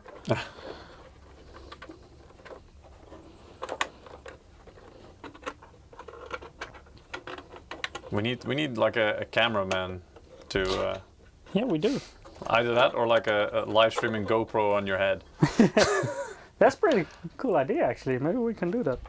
But every time I look up, you will get a. You know, the alternative would be we can use the Droid cam or Irion, whatever, the smartphone cam, and just put like a Velcro, headband on you, and then like a Velcro case on the phone, and then just you just put it like that, and it sticks. Talking about the smartphone cam, let me quickly show you what it looks like right now. We're quickly connecting, and we hope it's stable today, because a wireless camera is not always most stable. So now it's positioned in here. I haven't put the thermal paste on it on purpose, because of course if you're putting in a motherboard you will just spread it out everywhere here. So we'll do that in a minute. First I will screw in the motherboard, so even though it's extended ATX, it's still 9 screws. Oh. Yeah. Let's hope the frame rate of the system will be better than this later on. Look, that's me. Hello. And here you see the pre-routed cables that I will also connect. Yes. I will start with connecting those cables. Also here you see the 8-pin power cable, for example, for the CPU. And then I will put the CPU block on here, because if I already put it on, it's harder to reach those cables in difficult positions. So I'm going to start with those. Yep. And I'm going to toss you guys aside. There we go. Let's first screw it in. PC building parkour. And I'm going to try to do this a bit quickly, so we can still show you the LCD on the front, and also maybe run a benchmark in Cyberpunk 2077. Yeah, if we can. So we have 50 minutes left in total. Oh, should be doable. So while you do that, shall I draw another winner? That's a very good idea, Peter. Yes. All right, guys, so if you haven't already, you can participate. Either go to the URL that shows on the right side of Mike, msi.com/2/insider, or if you're watching on YouTube or Twitch, then the Gleam link, so that's the giveaway link, will be shared every 5 minutes by the Stream Elements chatbot. You can follow that and follow the steps there, and you'll have a good chance to win. If you are a regular viewer, you can also include your bonus points, your loyalty points. You can do that every single live stream. They don't expire, when you throw them in. They just keep adding up. And that increases your chances of winning, obviously. So let's see if we have some more winners. Yeah, we have. I've drawn 2 more winners right now for the Steam wallet codes. Always a nice addition, especially during a Steam sale, which is ongoing right now. And our next 2 winners are called. Oh, damn! I always hate this name. I don't know how to pronounce it, but Cthulhu. Oof, Cthulhu. Good luck, Peter. Cthulhu, the tentacly guy, Cthulhu Nightmare. Congratulations, Cthulhu Nightmare. And the other one is, well, this one's easy. Fat Docs 8. Oh, that one's a lot easier. Fat Docs 8. Congratulations, both of you. You also win some Steam wallet funds, which will be coming to you later this week. We'll have some more wallet codes to give away later on the stream. So if you want to win, then make sure you. You're laughing at me, Apple. The tentacly guy. Well, he is, right? Isn't he? The tentacly guy that ends the world, I believe, is the official term, right? But yeah. So you'll have a bit more chance to win some codes later on this live stream as well. Now back to Mike. Yes. How's so it going? I'm done screwing the motherboard in. Are you done screwing around? All 9 in total. By the way, I forgot something Uh-oh. while preparing the motherboard. I forgot these 4 thingies. And these I need to, you basically, you screw them in the existing AM5 backplate in the motherboard. And then on the other side you have these thingies, and that's how you install the bracket. the cooler. block of the liquid cooler. Or wait, the other way around. So this is motherboard side, and this is where you screw on Okay. the board. Best news to hear while doing gardening work, says Fat Dog 8. Well, congrats, man. So that's nice. So okay, just curious, what are you? Because I mean, you guys can see what Mike and myself are doing during the live stream, right? But what are you guys doing during the live stream? Just wondering, like, you know, because I mean, Fat Dog is saying he's doing gardening work while listening to or watching the live stream. So that's nice. That's nice for sure. But what are you guys doing? Are you having it on in the background, or are you actually watching it, or just curious? Raiding in Shadow Legends. Okay, yeah, that's a nice one. Folding clothes, yeah, that's. I mean, it needs to happen. That's useful, right? Browsing the web, oh, that's good. Soldering an escape to an ESC to a drone motor. What is an ESC? Chilling for a couple of hours. Cool. Prepping gear for PAX East. Oh, cool. Yeah, that sounds nice. At work, listening in. Cool. Quickly connecting the headers now, so these are the front headers. Hoping to win a giveaway. Yeah, that's nice. I can't see what he's doing. Yeah, unfortunately, I'm sorry about that. Yeah, we don't have a top cam, unfortunately. I will, after I connected this, I will grab the camera and quickly show. Now I need my hands for this. But I will show you what I connected. Oh, ESC electronic speed controller is a drone racer. Oh, okay, that explains it. That's cool. Sounds is it like one of those FPV drones? I would assume, yeah. If you're a drone racer, you're using it to. You probably need to use a cam to be able to do it. At home with COVID. All right. Well, hope you feel better soon. Kicking butt monkey. Get well soon, indeed. Working. Yeah, that's cool. I think the FPV drones will probably get me quite sick. Yeah. Because of the way you. Yeah. The all movement. the quick movement. Yeah. Yeah. But I guess it's something you just have to get used to. Hi Demon is saying doing a company ethics training at work and listening in. Cool. That's fine. I mean, if you get your ethics from us, you should be fine as well, right? Of course. Shouldn't get in trouble. All that bling and useless metal. How much to move the front panel connectors to a spot on a board where I'm not cursing trying to get my fat fingers in? The thing is, by having them in this place, it's easier not to see the cables. Let me quickly show you. Is the camera? Yes. Yep. Because right now you can just put the cable right underneath there. If you put it on a more accessible place on the motherboard higher up, you would probably see them a bit better. So right now I already connected the USB Type-C headers for the case itself, the hub and the screen. And also for the liquid cooler, because that one also has a screen and is connected through USB. Later on I'm going to cheat a little bit, because actually you need a third one for the power supply, but we only have 2, so we're actually going to use one of the USB 3.0 headers for that. Even though you only need 2.0, we don't have any left here, so we're going to use 3.0. USB of course is backwards compatible, and we do have some MacGyver stuff that we can make it work with. And of course then we're also going to connect the front USB Type-C 20 gigabits per second. Oh! Did the phone die, or no? Oh, maybe Ethereum died. The app crashed, I think. That's possible. Are we reconnected? There we go. So I also connected these, and those are the ones we need for the CPU block to put it on there. Okay, nice. Let's move this aside because the frame rate is not great. No. Let me check. I'm quickly going to take the cover off the CPU block just so it's easier to install it and to access the mounting screws. This is a question I think you might answer. We might be able to help somebody here as well while we're doing this, Mike. Ladios is asking, I have a question. I just ordered a new B550 MAG Tomahawk, MAG Tomahawk. Will it require a BIOS update to recognize my 5800 X3D, or will it boot up without any issues? That depends very much on when you got it exactly. I would you mean the assume, motherboard? yeah, it's very tricky to say, because if it has been in stock for a while, for example, in a warehouse or at a reseller, it there's could no be way that to it tell still that. has a somewhat older BIOS version and it does need a BIOS update. The B550 Tomahawk, I think it has a flash BIOS button. That way you could actually flash the BIOS without having to install a CPU. So there you can flash the new BIOS version that you need for your CPU and then install it afterwards. So you don't need an older CPU to flash it first and then use your own CPU. Yeah, but you could, I mean, you could always just give it a try, pop it in there, see if it works, and if it doesn't, Yep. just take it out again. Or I don't know, you don't even have to take it out to do the BIOS flash, do you? No, I don't think so. So you could just, you know, as I in- actually never tried BIOS flashback with stuff installed, because No. that's usually what I use. yeah.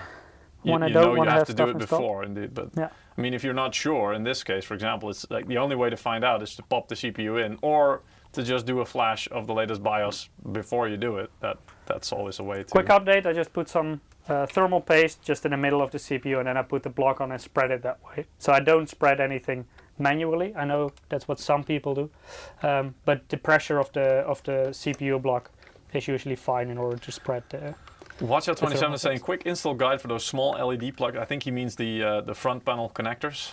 Would be nice. Yeah, that's always a a thing. But I think it's printed on the board, isn't it? Usually for a which little diagram for the front panel connectors. it's in the manual. It's not printed on the board because Okay. it's all Fair very enough. tiny there, so Yeah. you don't have space to print everything on the board. Okay.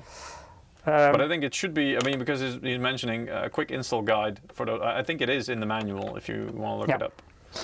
Should Or be if there. you look for the header, it's a JFP1 header. Yeah. It's called. So if you look for that, you will. Oh, he is. definitely- So Helgen FPV is an FPV drone racer, hence the FPV Oh, in my name. it They say. says FPV. Oh, in we the just name noticed already. it. So, Oh, but sorry, yeah. I missed the nickname. Okay, cool. Yeah. But yeah, then it makes sense that it's FPV. Yeah. So Yeah. do you get sick when you or did you You get, get sick used in to the it beginning? fast. Oh, you get used to it fast. He says, yeah. But did you actually get sick like in the beginning, or just dizzy, or how should I see this? I'm quite curious about that because I never tried the FPV drone kind of thing, but I can imagine that it would make me pretty sick.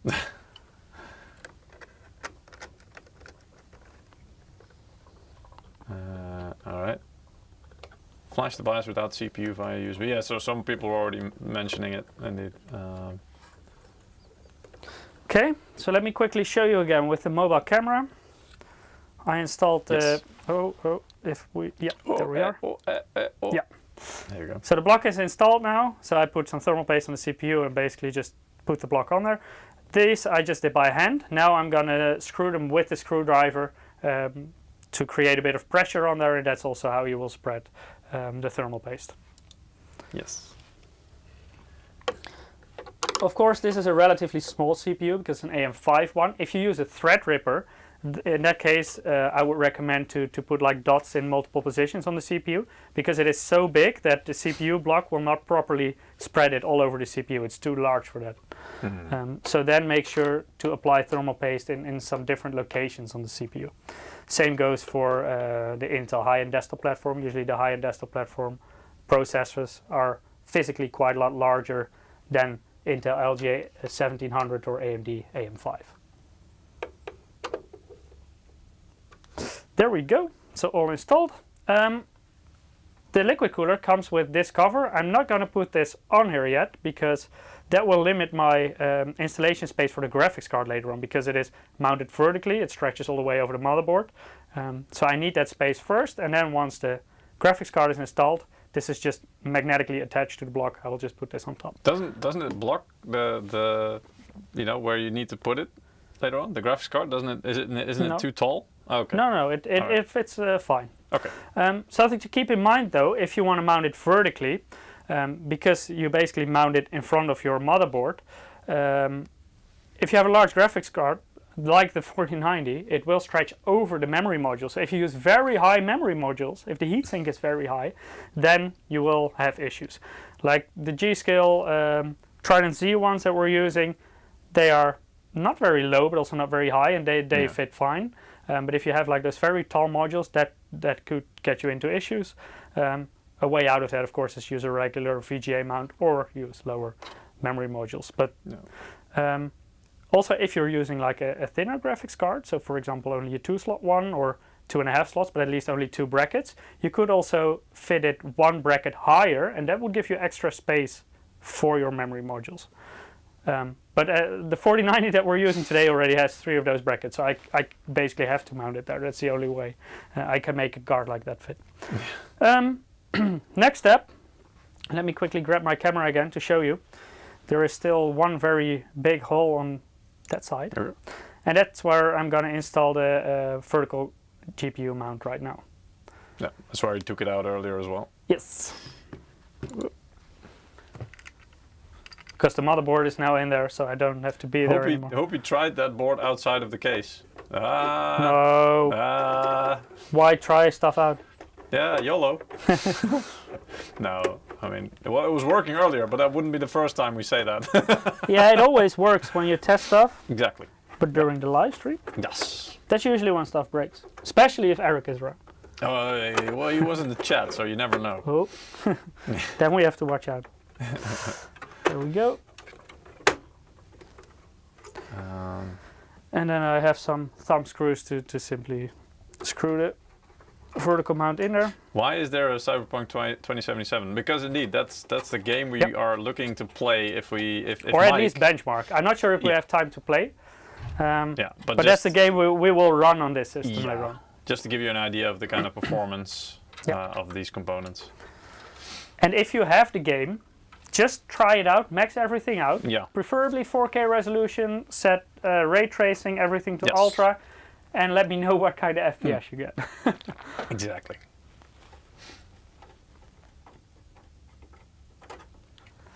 Reaper is asking in the TikTok chat, where are you from? Well, MSI as a company is from Taiwan, and Peter and myself are from the Netherlands. We're also based in the European headquarters that is located in the Netherlands. Yes, that's where we are. I just doxed our location. You never learn, do you? So when we walk out of here, there's like a line of people waiting for autographs, right? No, free PCs. I mean, people don't care about our autographs. So I think it's more like... Probably not. You got any PC components in there? I'm also already gonna remove these brackets to make some space for the graphics card.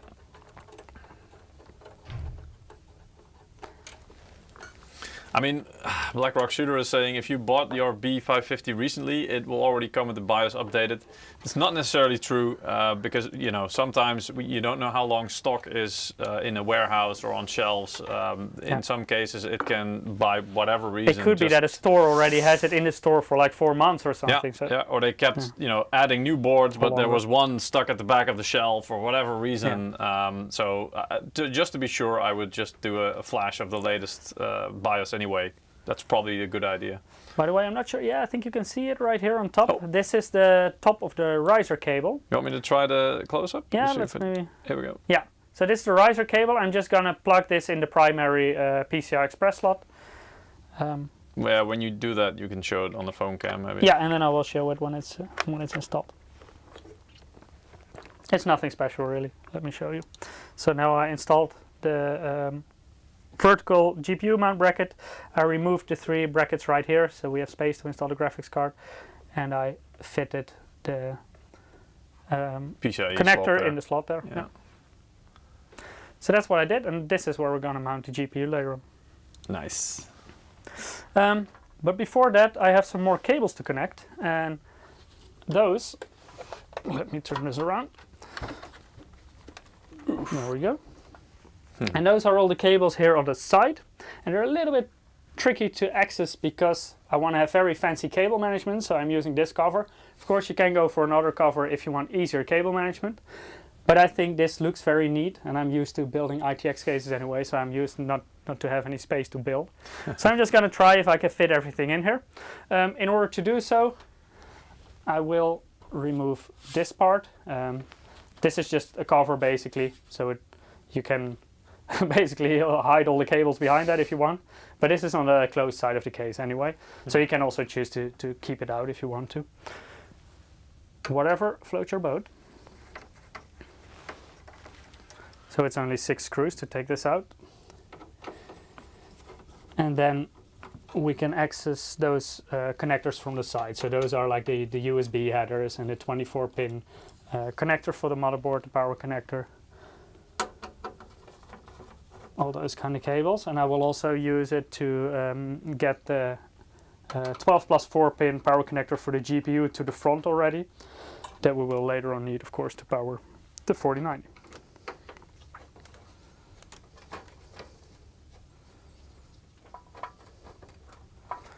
There we go, that's the cover.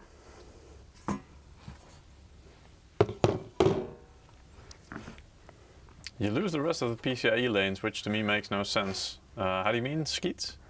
Not really the lanes, you still have all the lanes from the CPU to You mean the expansion slots the or GPU, something? but you do block the expansion slots. So if you want to use them, don't vertically mount your GPU. That's the question. I mean, if it's just for the graphics card and you don't want to fit anything else, then this should be fine. This is where the GPU will go, so it indeed blocks all the expansion slots on your motherboard. Yeah. That's definitely true.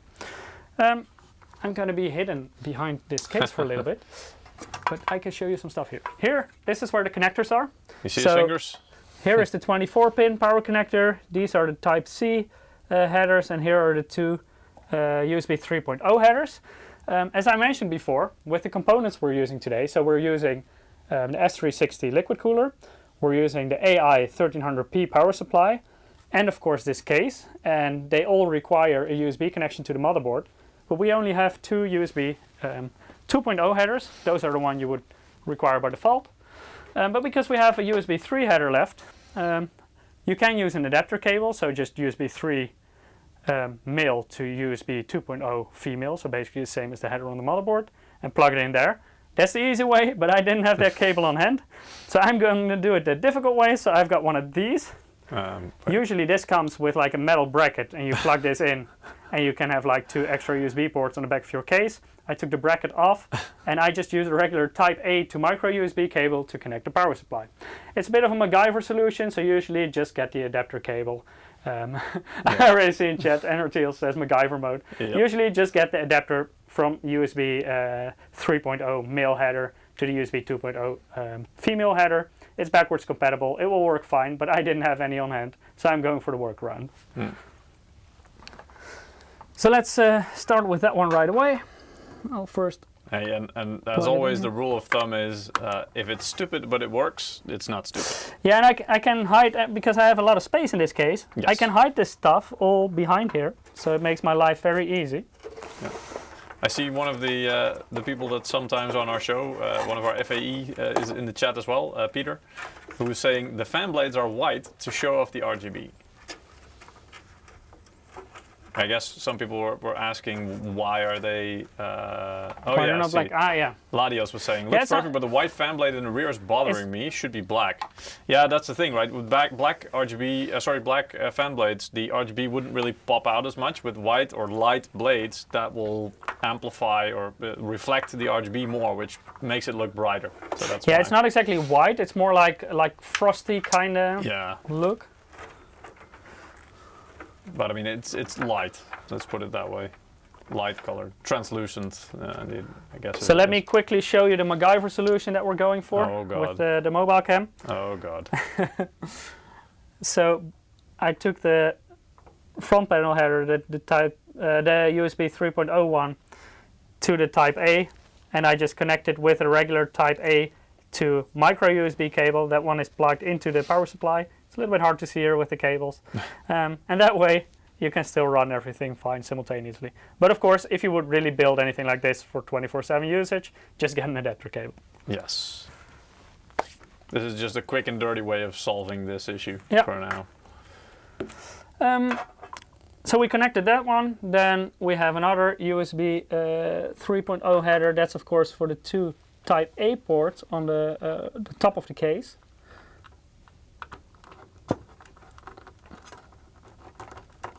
There we go, so that one's connected as well. And then we have this one, can you see this? That's a Type-C header cable. I see Alan is not a big fan of the RGB, because he's saying the only good RGB is no RGB. I mean, you have the choice to turn it off usually, so that's always nice. So the front Type-C is connected now as well. That's USB 20 gigabits per second. what I'm going to do next is, well, I need to plug in the 24-pin power supply, but I've got some space here because I'm only using one Type-C. So I'm going to use this space to lead the 12 plus 4-pin GPU power cable to the front that we will later on use to connect the graphics card. And then on top, I will plug in the 24-pin PSU cable, and I'm going to quickly walk to the other side to make sure I attach this properly. Hey, RO Fox is watching. Hello, hello, welcome, welcome. Yeah, they said, hey, MSI is live. Because it's a bit hard to put pressure on the connector from that side. Yes. There we go. And let's head back. So this is basically everything we wanted to connect. I do have the external sensor here as well. So this you can put everywhere you want. You can see it right here. You're going to leave it hanging? I'm going to leave it hanging here for now, but later on with the demonstration of the screen I will quickly take it out and see how cold I am as a person. Cold as ice. But now I'm going to hide it underneath for now. There we go. Let me see. Did I connect everything? Always check. I was going to say there's one way to find out, but... Yeah, this is all connected, connected, connected. Then it's time to put in the GPU and then to put on the cover for the CPU block. So I'm quickly gonna... Let me maybe do that from the other side so people can maybe see through the close-up cam. Yeah. Zayats was asking about the monitor before and now also saying, so what MSI monitor would you recommend? A high-end one? I will be going around the cable a bit, so it will be a little bit complicated. So always make sure this is pushed down so it's actually open. And here you see the reason why I didn't put the cover on, because I need this space right here underneath. And then it's always the tricky part to get it right on top of the... Let me first get the bracket in. Right on top of the riser cable. And then once you are on top, you just push it down and you click it in here. There you go. And then it's fixed. And then I'm just going to put the 3 thumb screws in. The case comes with a special screwdriver. That's this one. It's like an Allen wrench, isn't it? Looks like. Can you show it in the close-up? It's maybe easier to see. Yeah. And this is if you want to screw like basically around the corner. And that's, if I turn this around, that is if you want to attach these screws. You can do it with this, but by default it comes with thumb screws, so you can also do it by hand. Usually that's firm enough for a graphics card to be installed. I'm going to turn this a bit because this is a very difficult position to screw this in. This is actually more to the front of the camera. So chunky GPU. Yeah, you do want to fix this one in place. Yes. Oh, still difficult. Yes. Always need to align the screw holes a bit better. Limited space as well. Yeah, it's very limited space. There we go. So I'm just pressuring it from the back a bit with my fingers to align the screw hole of the case with the screw hole in the bracket of the GPU. And once the first one is in, you're usually good because the rest will be aligned by default. So that's one. Yeah, limited space in that big case. I was wondering that as well. Like, of all the friggin' space you have in that case, but there it's really, you can just barely get your fingers in there. Yep. But that's why we include that angled screwdriver as well. Yeah, that way you can indeed also do it. Yeah. I personally prefer the thumb screws. You don't need like an extremely tight fit for this anyway. There we go. So that's the third one. And now it's installed. So I'm going to turn the case again for you. And then there is only one thing left. And that's connecting the 12 plus 4 pin power cable of the GPU. I'm gonna walk around because I cannot reach it. I'm not that flexible, unfortunately. I wish I were. Let me see. Yes, this way around. And as always, to prevent melting issues with that thing, just Don't- make sure it's plugged in all the way and it clicks into place. And don't make a very tight bend like directly after this. Yeah, that So this apparently is quite loose. didn't really matter that much, but I Just mean to be it's sure. always good to make sure Yeah. it's not strained too much indeed. So now everything is installed. I'm gonna put the back plate back on. Don't forget the On the cap. rear? The cap for the cooler. Oh, good point, Peter. Eh, Good point. I almost did. Well, it's just magnetic, so it's very easy. let it go, let it go. No. You just put the tubes aside a little bit, and then it just holds There magnetically. we go. Nice. So there it is. Oh, okay, that doesn't really show it. All right. Then I'm gonna put the back plate back on. Usually always test your PC first before you're gonna reinstall this. I'm always overconfident, so I just put everything back in. And then in the end I realize something doesn't work and I have to take everything apart again. Hey, that's live, isn't it? Sorry, I meant that's live streaming. Indeed. Because that's gonna happen in a few minutes. No, just kidding. I'm confident as well that you did a good job there. Are you sure? You're jinxing it. Well, There we go. looks like a little sci-fi city in there. Yeah, I know. Kinda is. It looks a bit like the cyberpunk world. I've seen like videos of people doing an extreme close-up, flying like just over the surface of a motherboard with all the capacitors sticking up and stuff like that. That actually looks like a little city with Like- skyscrapers and stuff. That's pretty As cool. if like the chokes are buildings. And Yeah, exactly. Yeah. There we go. So let me quickly show you what I did. Oh no, it's really heavy with all the components in there. So this part, the cover is back on, so the cables behind that are hidden. So as you can see, it looks quite neat already, even though we're still going to block this with a closed panel. Yeah. And now let me lift this. Is the again. power on-off switch plugged in? You mean the front panel power? It probably is, yeah. I think Mike I did did, that. I Yeah. And then I'm going to put the panels back on.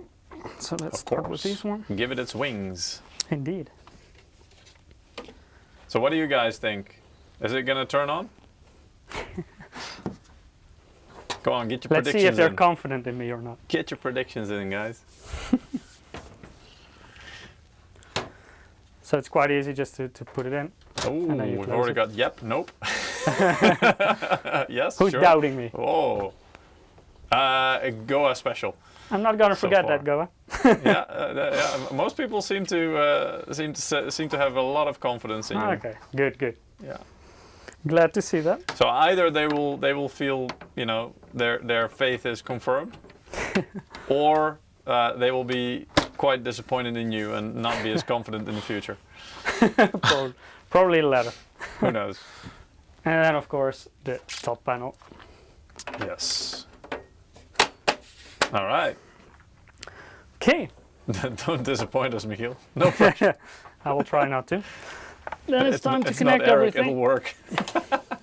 So I got a whole set of cables here. Ooh, Black Hole Hearts is putting the bar even higher.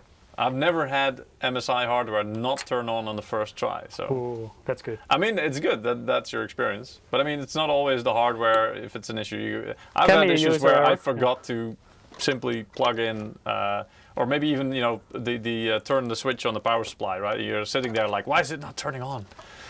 And then you're like, oh yeah, of course the power supply itself has Good a that you friggin' mentioned. switch. I'm switching the power supply on right now. It's good timing. So we got that problem out of the way. Hey. I'm just gonna pretend like I would have thought of that. Yeah, that was your idea, wasn't it? Indeed. There we go.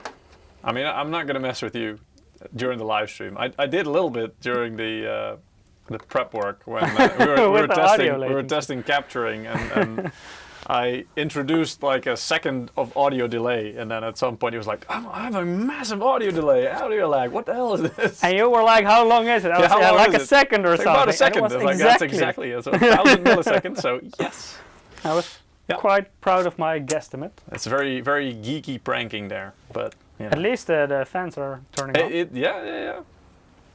That case looks massive. It's because it is. Okay, so let's first take a look if it boots up, and then I will reboot to the BIOS to also check if Expo is enabled, and I will show you the special feature that we have. If you have certain memory modules with Hynix chips, to be specific, you can enable this to get better timings and better latency performance, and that will give you better performance, for example, in games, but also 7-zip, WinZip, things like that. It does seem to be booting, or at least something is. Even at the top panel there, it says loading. So. Well, I still don't have any image on my monitor. Do you have anything on the capture? I'll have to check. Wait, give me a sec. Nope. So Not yet. it's probably still doing the memory training. Yeah, I was gonna say. I hope that's the thing. AMD motherboards are notorious for taking a little bit the At first least time on the first boot. So Yes. if you just build a system, it will do some internal memory training, and that will take a little bit of time. Yeah.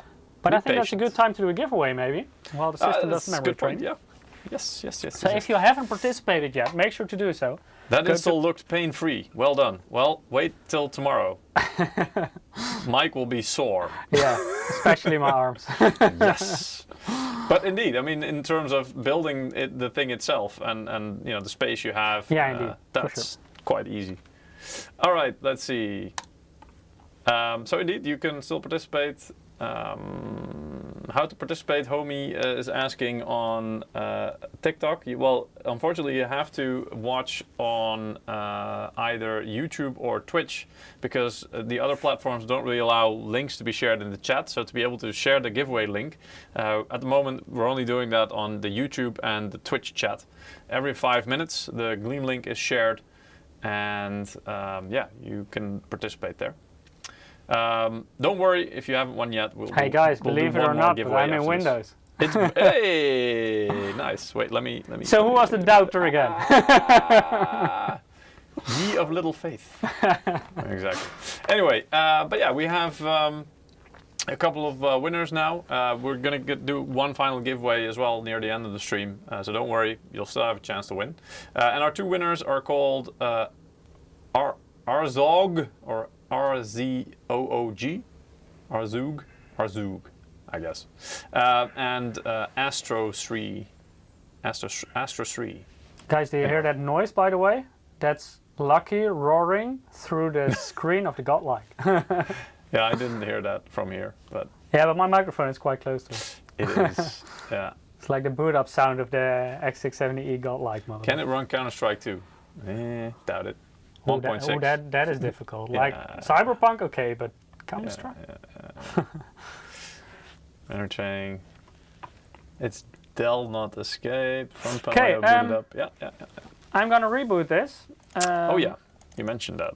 To get into the BIOS. Yes, and I'm gonna unplug my monitor for this because I cannot run the BIOS in dual monitor mode.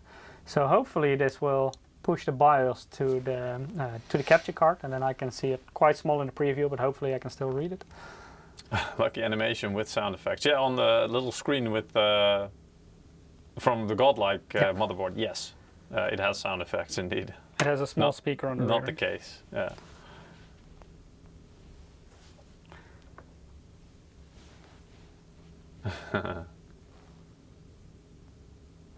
Now we're in the BIOS. What you there we go. should always do when you build a new system, especially if you have somewhat better memory modules, enable, depending on whether you're using Intel or AMD, XMP or Expo. Today we're using an AMD system, we're using an Expo memory kit. So we're gonna enable Expo. It's very, very easy. Just right here, one click, and it will automatically, in this case, go from 4800 megahertz to 6000 megahertz. So it will make your memory a lot quicker with one mouse click. It will also apply the timings that are set by the memory vendor, in this case G.SKILL, and it will run at tighter timings. So again, especially with AMD systems, that's very important. It will give you better performance. Because we're using a DDR5 kit with Hynix memory chips, we actually have this, by the way, the advanced mode you can enable. Then I'm going to OC. And right here you see the high efficiency mode, and this is basically a preset of timings that allows your memory to perform quite a lot better.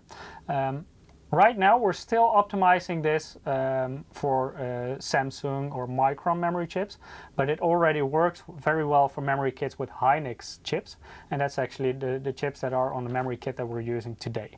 So I'm gonna enable this. So I'm also getting the optimized timings for this memory kit. So right now I enabled Expo and I enabled the high efficiency mode, and that's basically all I have to do to get the maximum performance out of this. So you just click this, save configuration, exit. You see the changes you made. So the Expo enabled, high efficiency mode enabled. And that's all you have to do. That will reboot. And then I'm gonna replug my monitor. Yeah. If you happen to have a memory kit that doesn't have these Hynix chips, but you have Samsung or Micron, for example, again, we're still working on optimizing this. We have to see if we can get it as well as with Hynix. We simply don't know at this point, but we try to get the maximum performance out of this, so we also have the high efficiency mode for those kind of kits, and also extract maximum performance out of those. But right now, only do this if you're using a memory kit with Hynix chips. Yeah. RO Fox was asking, does XMP will run well with the DDR5 6000? He's running the Z790-A Pro Wi-Fi. I'm gonna go say yes. Yeah, of course it depends on your memory kit as well. Yeah. But yeah, that should run okay. Usually you actually see that Intel is able to do somewhat higher memory clocks. Also on AMD, you're not really benefiting from high memory clocks as much as you do with Intel, because at a certain point you cannot maintain a one-to-one ratio with the infinity fabric of your CPU. Once you're going to have a different divider there, you're introducing more latency, and that will basically cost you performance. So in the end, the performance gain you get from the higher frequency, you will diminish by having the higher latency. That's also why we're not using an extremely high clocked memory kit, because first of all, they usually don't run very well on AMD, the very high frequencies. Second, you don't have any benefit because of the infinity fabric. And third, AMD benefits a lot from very low latencies. And CL30 for a DDR5 6000 kit is really low latency. I don't think there are actually any memory kits available with lower cache latency at the moment. So this is like, I would say for this type of system with the Ryzen CPU, this is like the ultimate memory kit at this point. Let me quickly duplicate this because I do. Arofox is saying, okay, cool, I haven't enabled it on my i9 rig yet, using it as a multiple RTMP stream. Yeah, I mean, that could make a difference. I've got capture, there. But I'm not seeing anything on my screen yet. Oh, yeah. Well, I'm seeing it on mine. Oh, yeah, maybe. I'm cycling through like the, now it's, it looks to be a duplicate. Yes. That's what it should be, isn't it? Should be duplicated. Looks like it. Yeah. Yeah, looks fine. As you can see, it's 4K resolution right now. I set the scaling to 200 because otherwise everything gets very, very, very small. Very tiny, yeah. Let me quickly show you hardware info so you can see the components that are in there. I know you guys already know what's in there, but just still a quick recap. So you have the Ryzen 9. Ooh, it's quite small. Can you go to the bigger capture for a second? Yep. There we go. You can make your thing bigger again, by the way. I don't have to be in the BIOS anymore. So. Oh, no, but that's fine. So we're running the AMD Ryzen 9 7950 X3D. So that's the latest CPU from AMD with the 3V cache on the MSI MEG X67E godlike motherboard, and running an RTX 4090 Supreme X NVIDIA GeForce card. And then the Spatium M480 2TB SSD. So basically top of the line PC right here. Yes. Then I have a quick batch file here that will automatically run some software that I need in order to show you all the diagnostic information in the game. But let's maybe first, before we do that, take a look at MSI Center and the screen. There we go.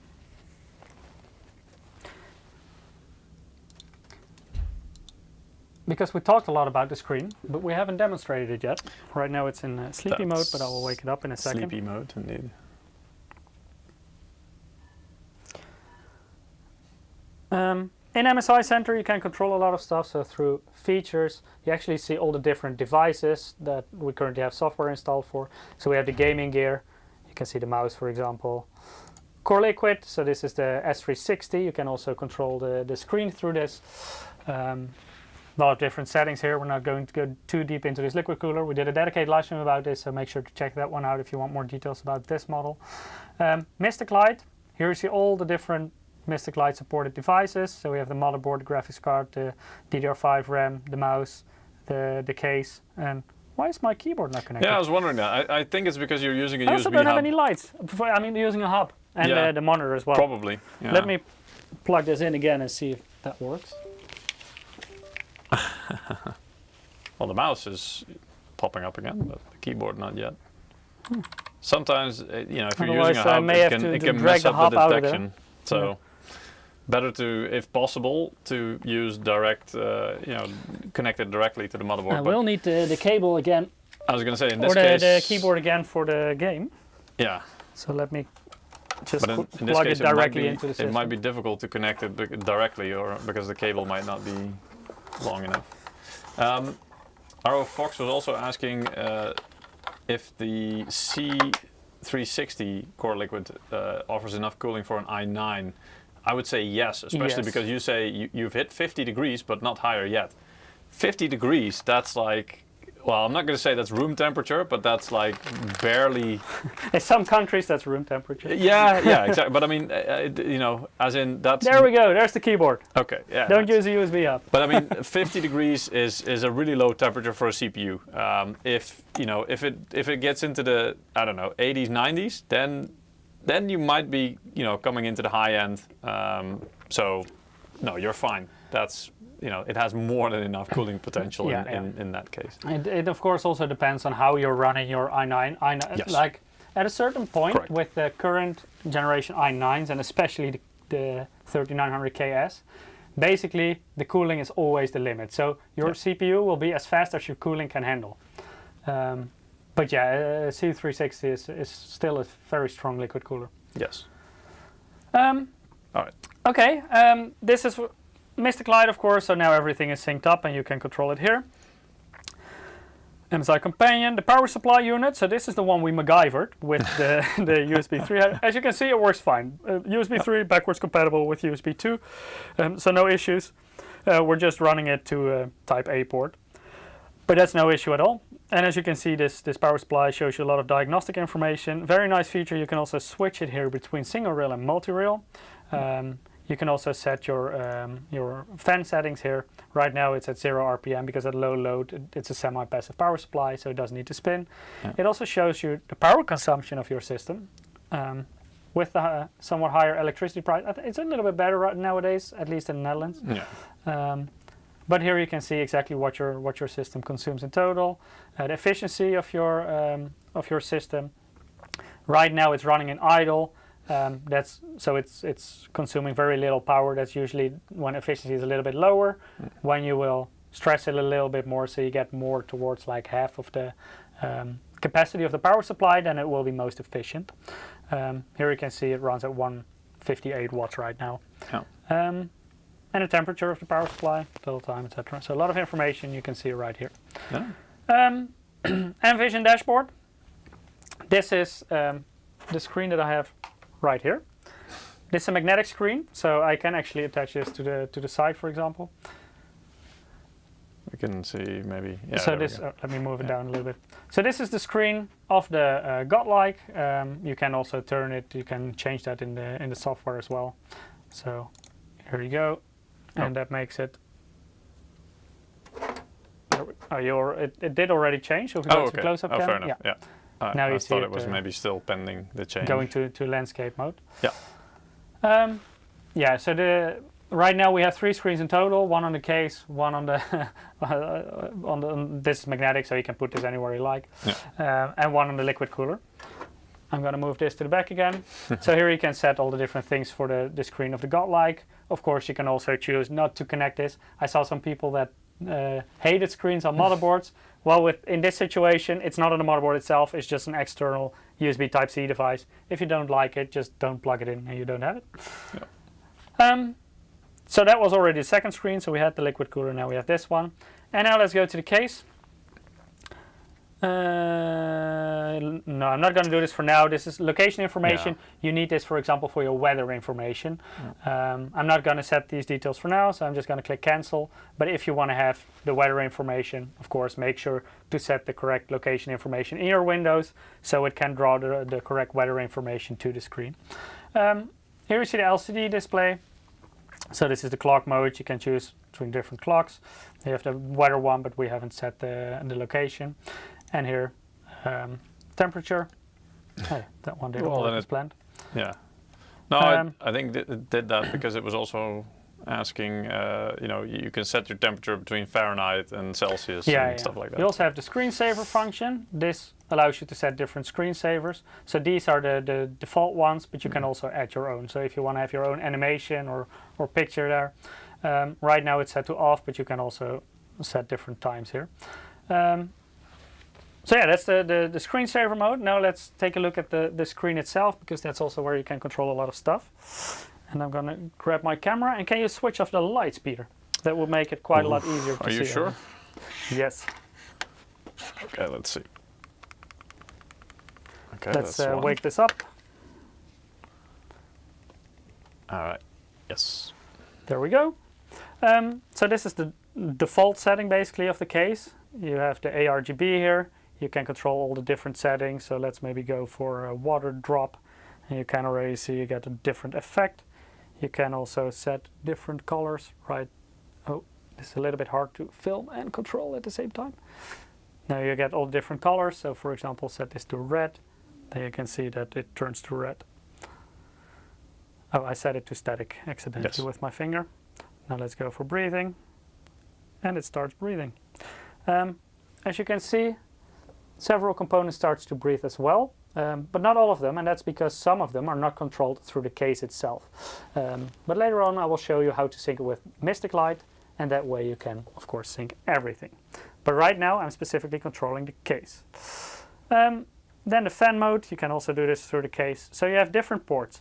By default, through the fan hub, the front three fans, these three, are all connected to port A. So you will control them as a group. Right now they're at 40%, and then the fans are running a little bit over 800 RPM, which is already plenty with 3 140mm fans.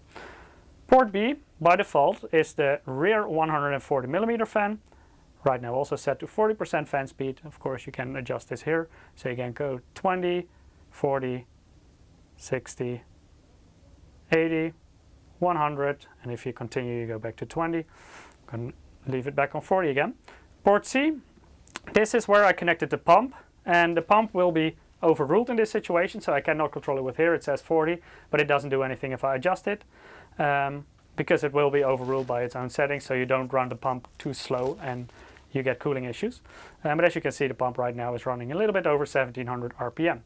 Port D, this is where I connected all three the fans of the Core Liquid S360.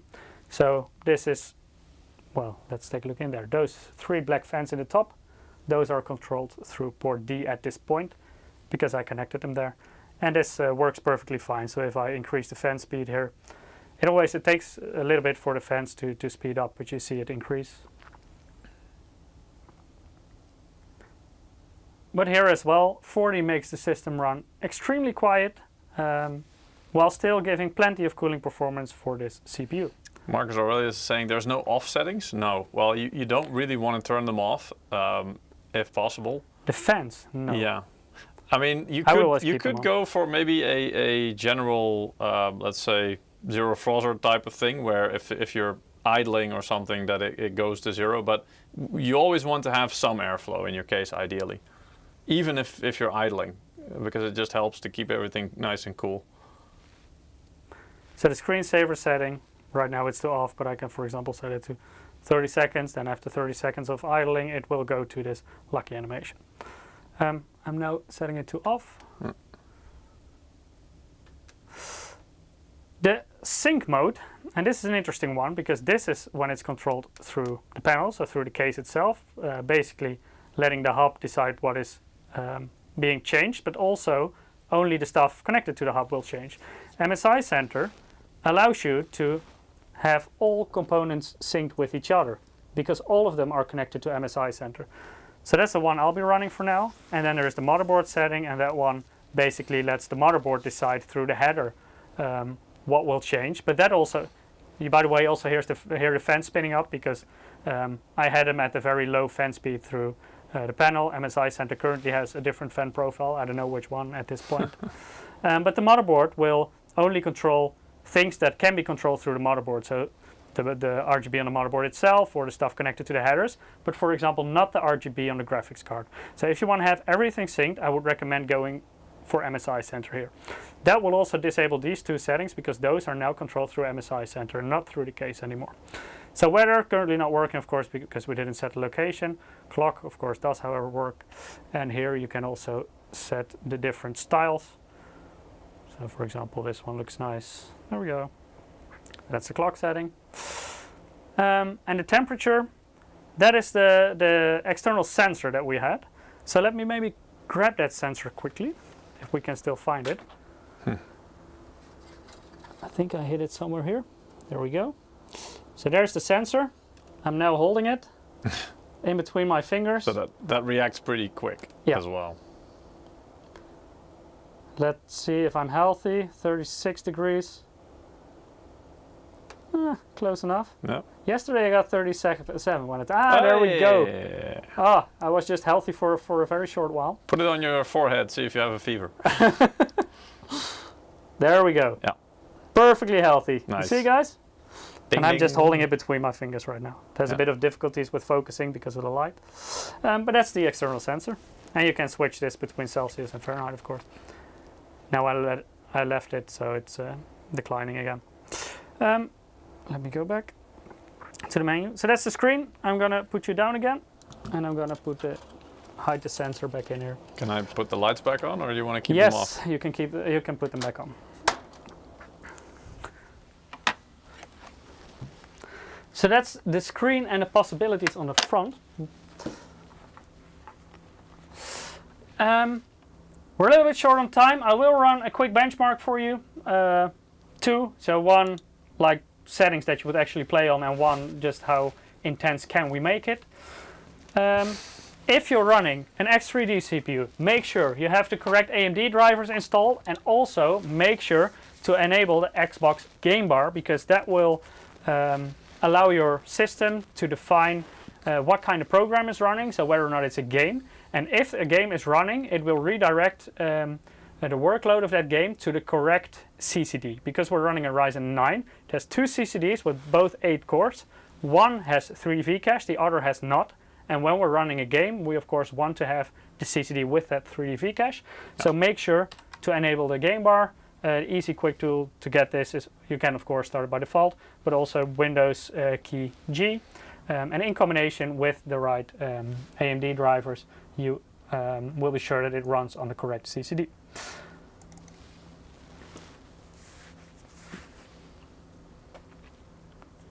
Oh, we're offline. Oh. Let me quickly fix that. Or wait, we can just start in offline mode, right? Yeah. Does that run my game? I'm not sure actually. I would expect that it's still fine. I think so. I'm only going to run the benchmark quickly, so. I mean, I'm not sure if there's like, you have to be always online to play. Like a DRM check or something, and I hate games that do that. It runs without as well. There you go. Glitch says, can you adjust the screen to a meme? Yes, you can put in there whatever you want. Yeah. Heart rate monitor readout would be funny for streamers. Yeah. Maybe there will be a hack sometime that you can link it to your smartwatch or something.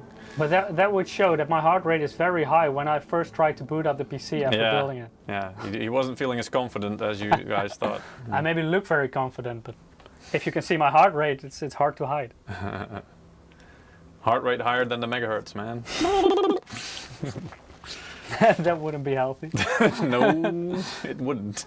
Probably if that would be the case, I wouldn't be 37 degrees Celsius anymore. Probably not. Oh, I also get a warning risk of seizure in the game. So on the side you can see the frame rate, but also the CPU and GPU load, as well as the temperatures and the power consumption. So now we finally get to the part where people say, why is this stream tagged as Cyberpunk 2077? Yeah, this is because why. of this. We finally reached the point. So graphics settings. Well, let's go for Ultra! Ray Tracing Ultra. First I will run it with DLSS.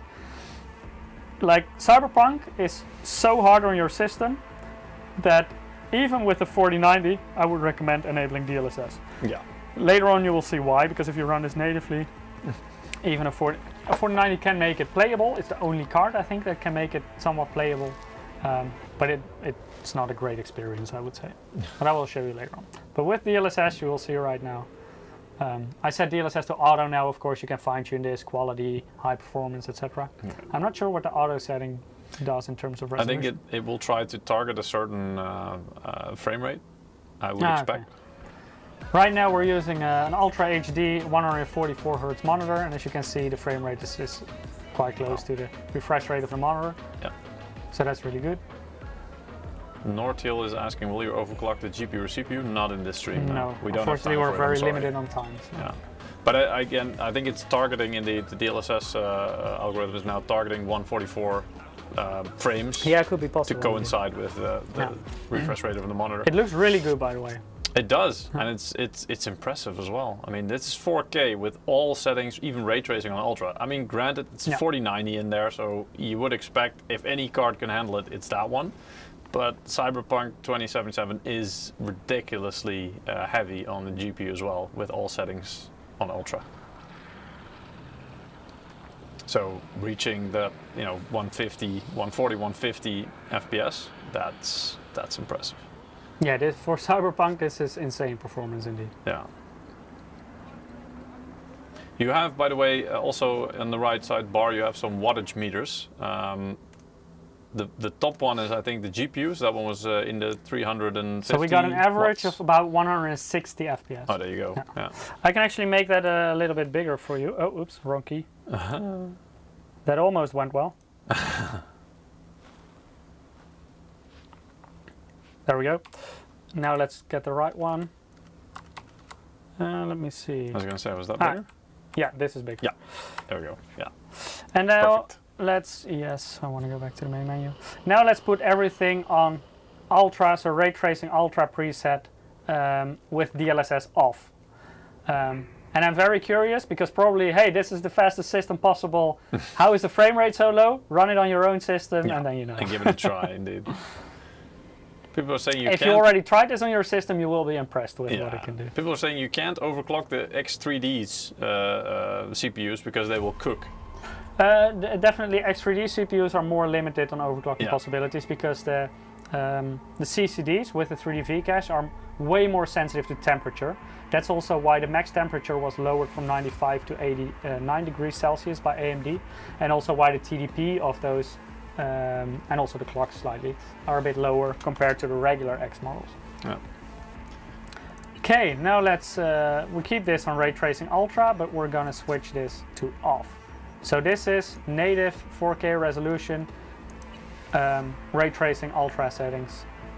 Let's benchmark. And maybe while I do this, Peter, you can already pick our last winner. Yeah, but I'm looking at the CPU temperature, and I'm looking at either the RPM isn't detecting or showing, it doesn't detect it, or no, it seems fine now, because it was like it just hit 80 degrees earlier as well on the CPU. So I was wondering, like, maybe something's not going right with the. It may be because I have it connected through the case. Yeah. That it has difficulties reading out. Yeah, but it is working. Because I was wondering, is it working? Because if it hits 80, and it was at that point you were just in the menu, even though that still draws power, but yeah.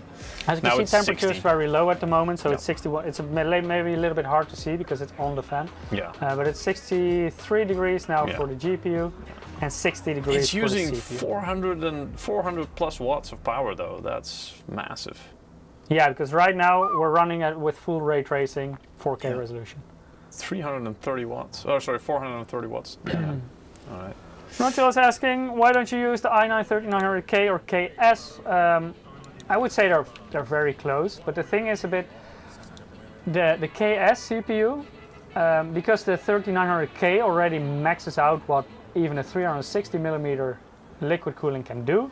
The KS doesn't offer that much more because you don't have that much headroom anymore. The cool thing about the X3D one is that the power consumption is actually lower, and it's the 3D V cache that gives you more performance. This is actually a way higher FPS than I expected. I know this game sometimes has some kind of FPS bug, because usually this will be like around 44 FPS. So this is way higher for some reason. Unfortunately, we don't have time to run it again, but I do know that Peter will give you a last winner for today's live stream. Yes, so indeed, thank you all for watching as well, and thanks for participating, those who did. I'm going to draw the last winner for today with the Steam wallet codes, which is extra nice because there's a sale going on, of course. Yeah, if you didn't win today, then of course you can join pretty much every live stream we do a giveaway of some kind. And so you can always join next time. The last winner of today is called Sill. Congratulations, Sill. Congratulations. So all the winners will get their codes sent out to them later on this week. So you can still use it in time for the sale. And yeah, I hope you guys enjoyed today's stream. Luckily we got a system that actually worked. Always helps. That's very nice, Mike. Well done. So next week, Peter, you will be here again, right? Yeah, that's correct. Let me get the, here we go. Next week, actually, I was going to say it's us again, but I actually conscripted Eric in there just to you know, throw things up a little bit and make sure that we get some extra tension in there to see if the products will survive. But yeah, it's gaming gear. We've got some new gaming gear. I've called it the Clicky Edition because it's a keyboard, the GK71 Sonic Blue, which has blue clicky switches, and the GM51 lightweight wireless mouse, and of course that, you know, has clicks all over the place as well, but clicks wherever you place them. So yeah, we'll show those things off. We'll go into detail. We'll also do a bit of comparison between our other existing lineup products to show you what is different about them, where they are positioned basically, and kind of to help you out if you are looking for a new keyboard or a new mouse. If these ones are the right fit for you or not. So that should hopefully help. So yeah, hope you guys will join next week, and yeah, hope you also found this stream either entertaining and informative. Hopefully both. By the way, I saw someone in the chat who liked the lucky animation on the CPU water block, so I also decided to put it on the front of the screen quickly. There you go. There you go. A nice dancing lucky to close it off for today. Yeah. So thanks everyone for watching, and yeah, hope to see you again next week. Same place, same time, with Peter again. So make sure to be there. Yeah. Goodbye. All right. Take care. Bye-bye.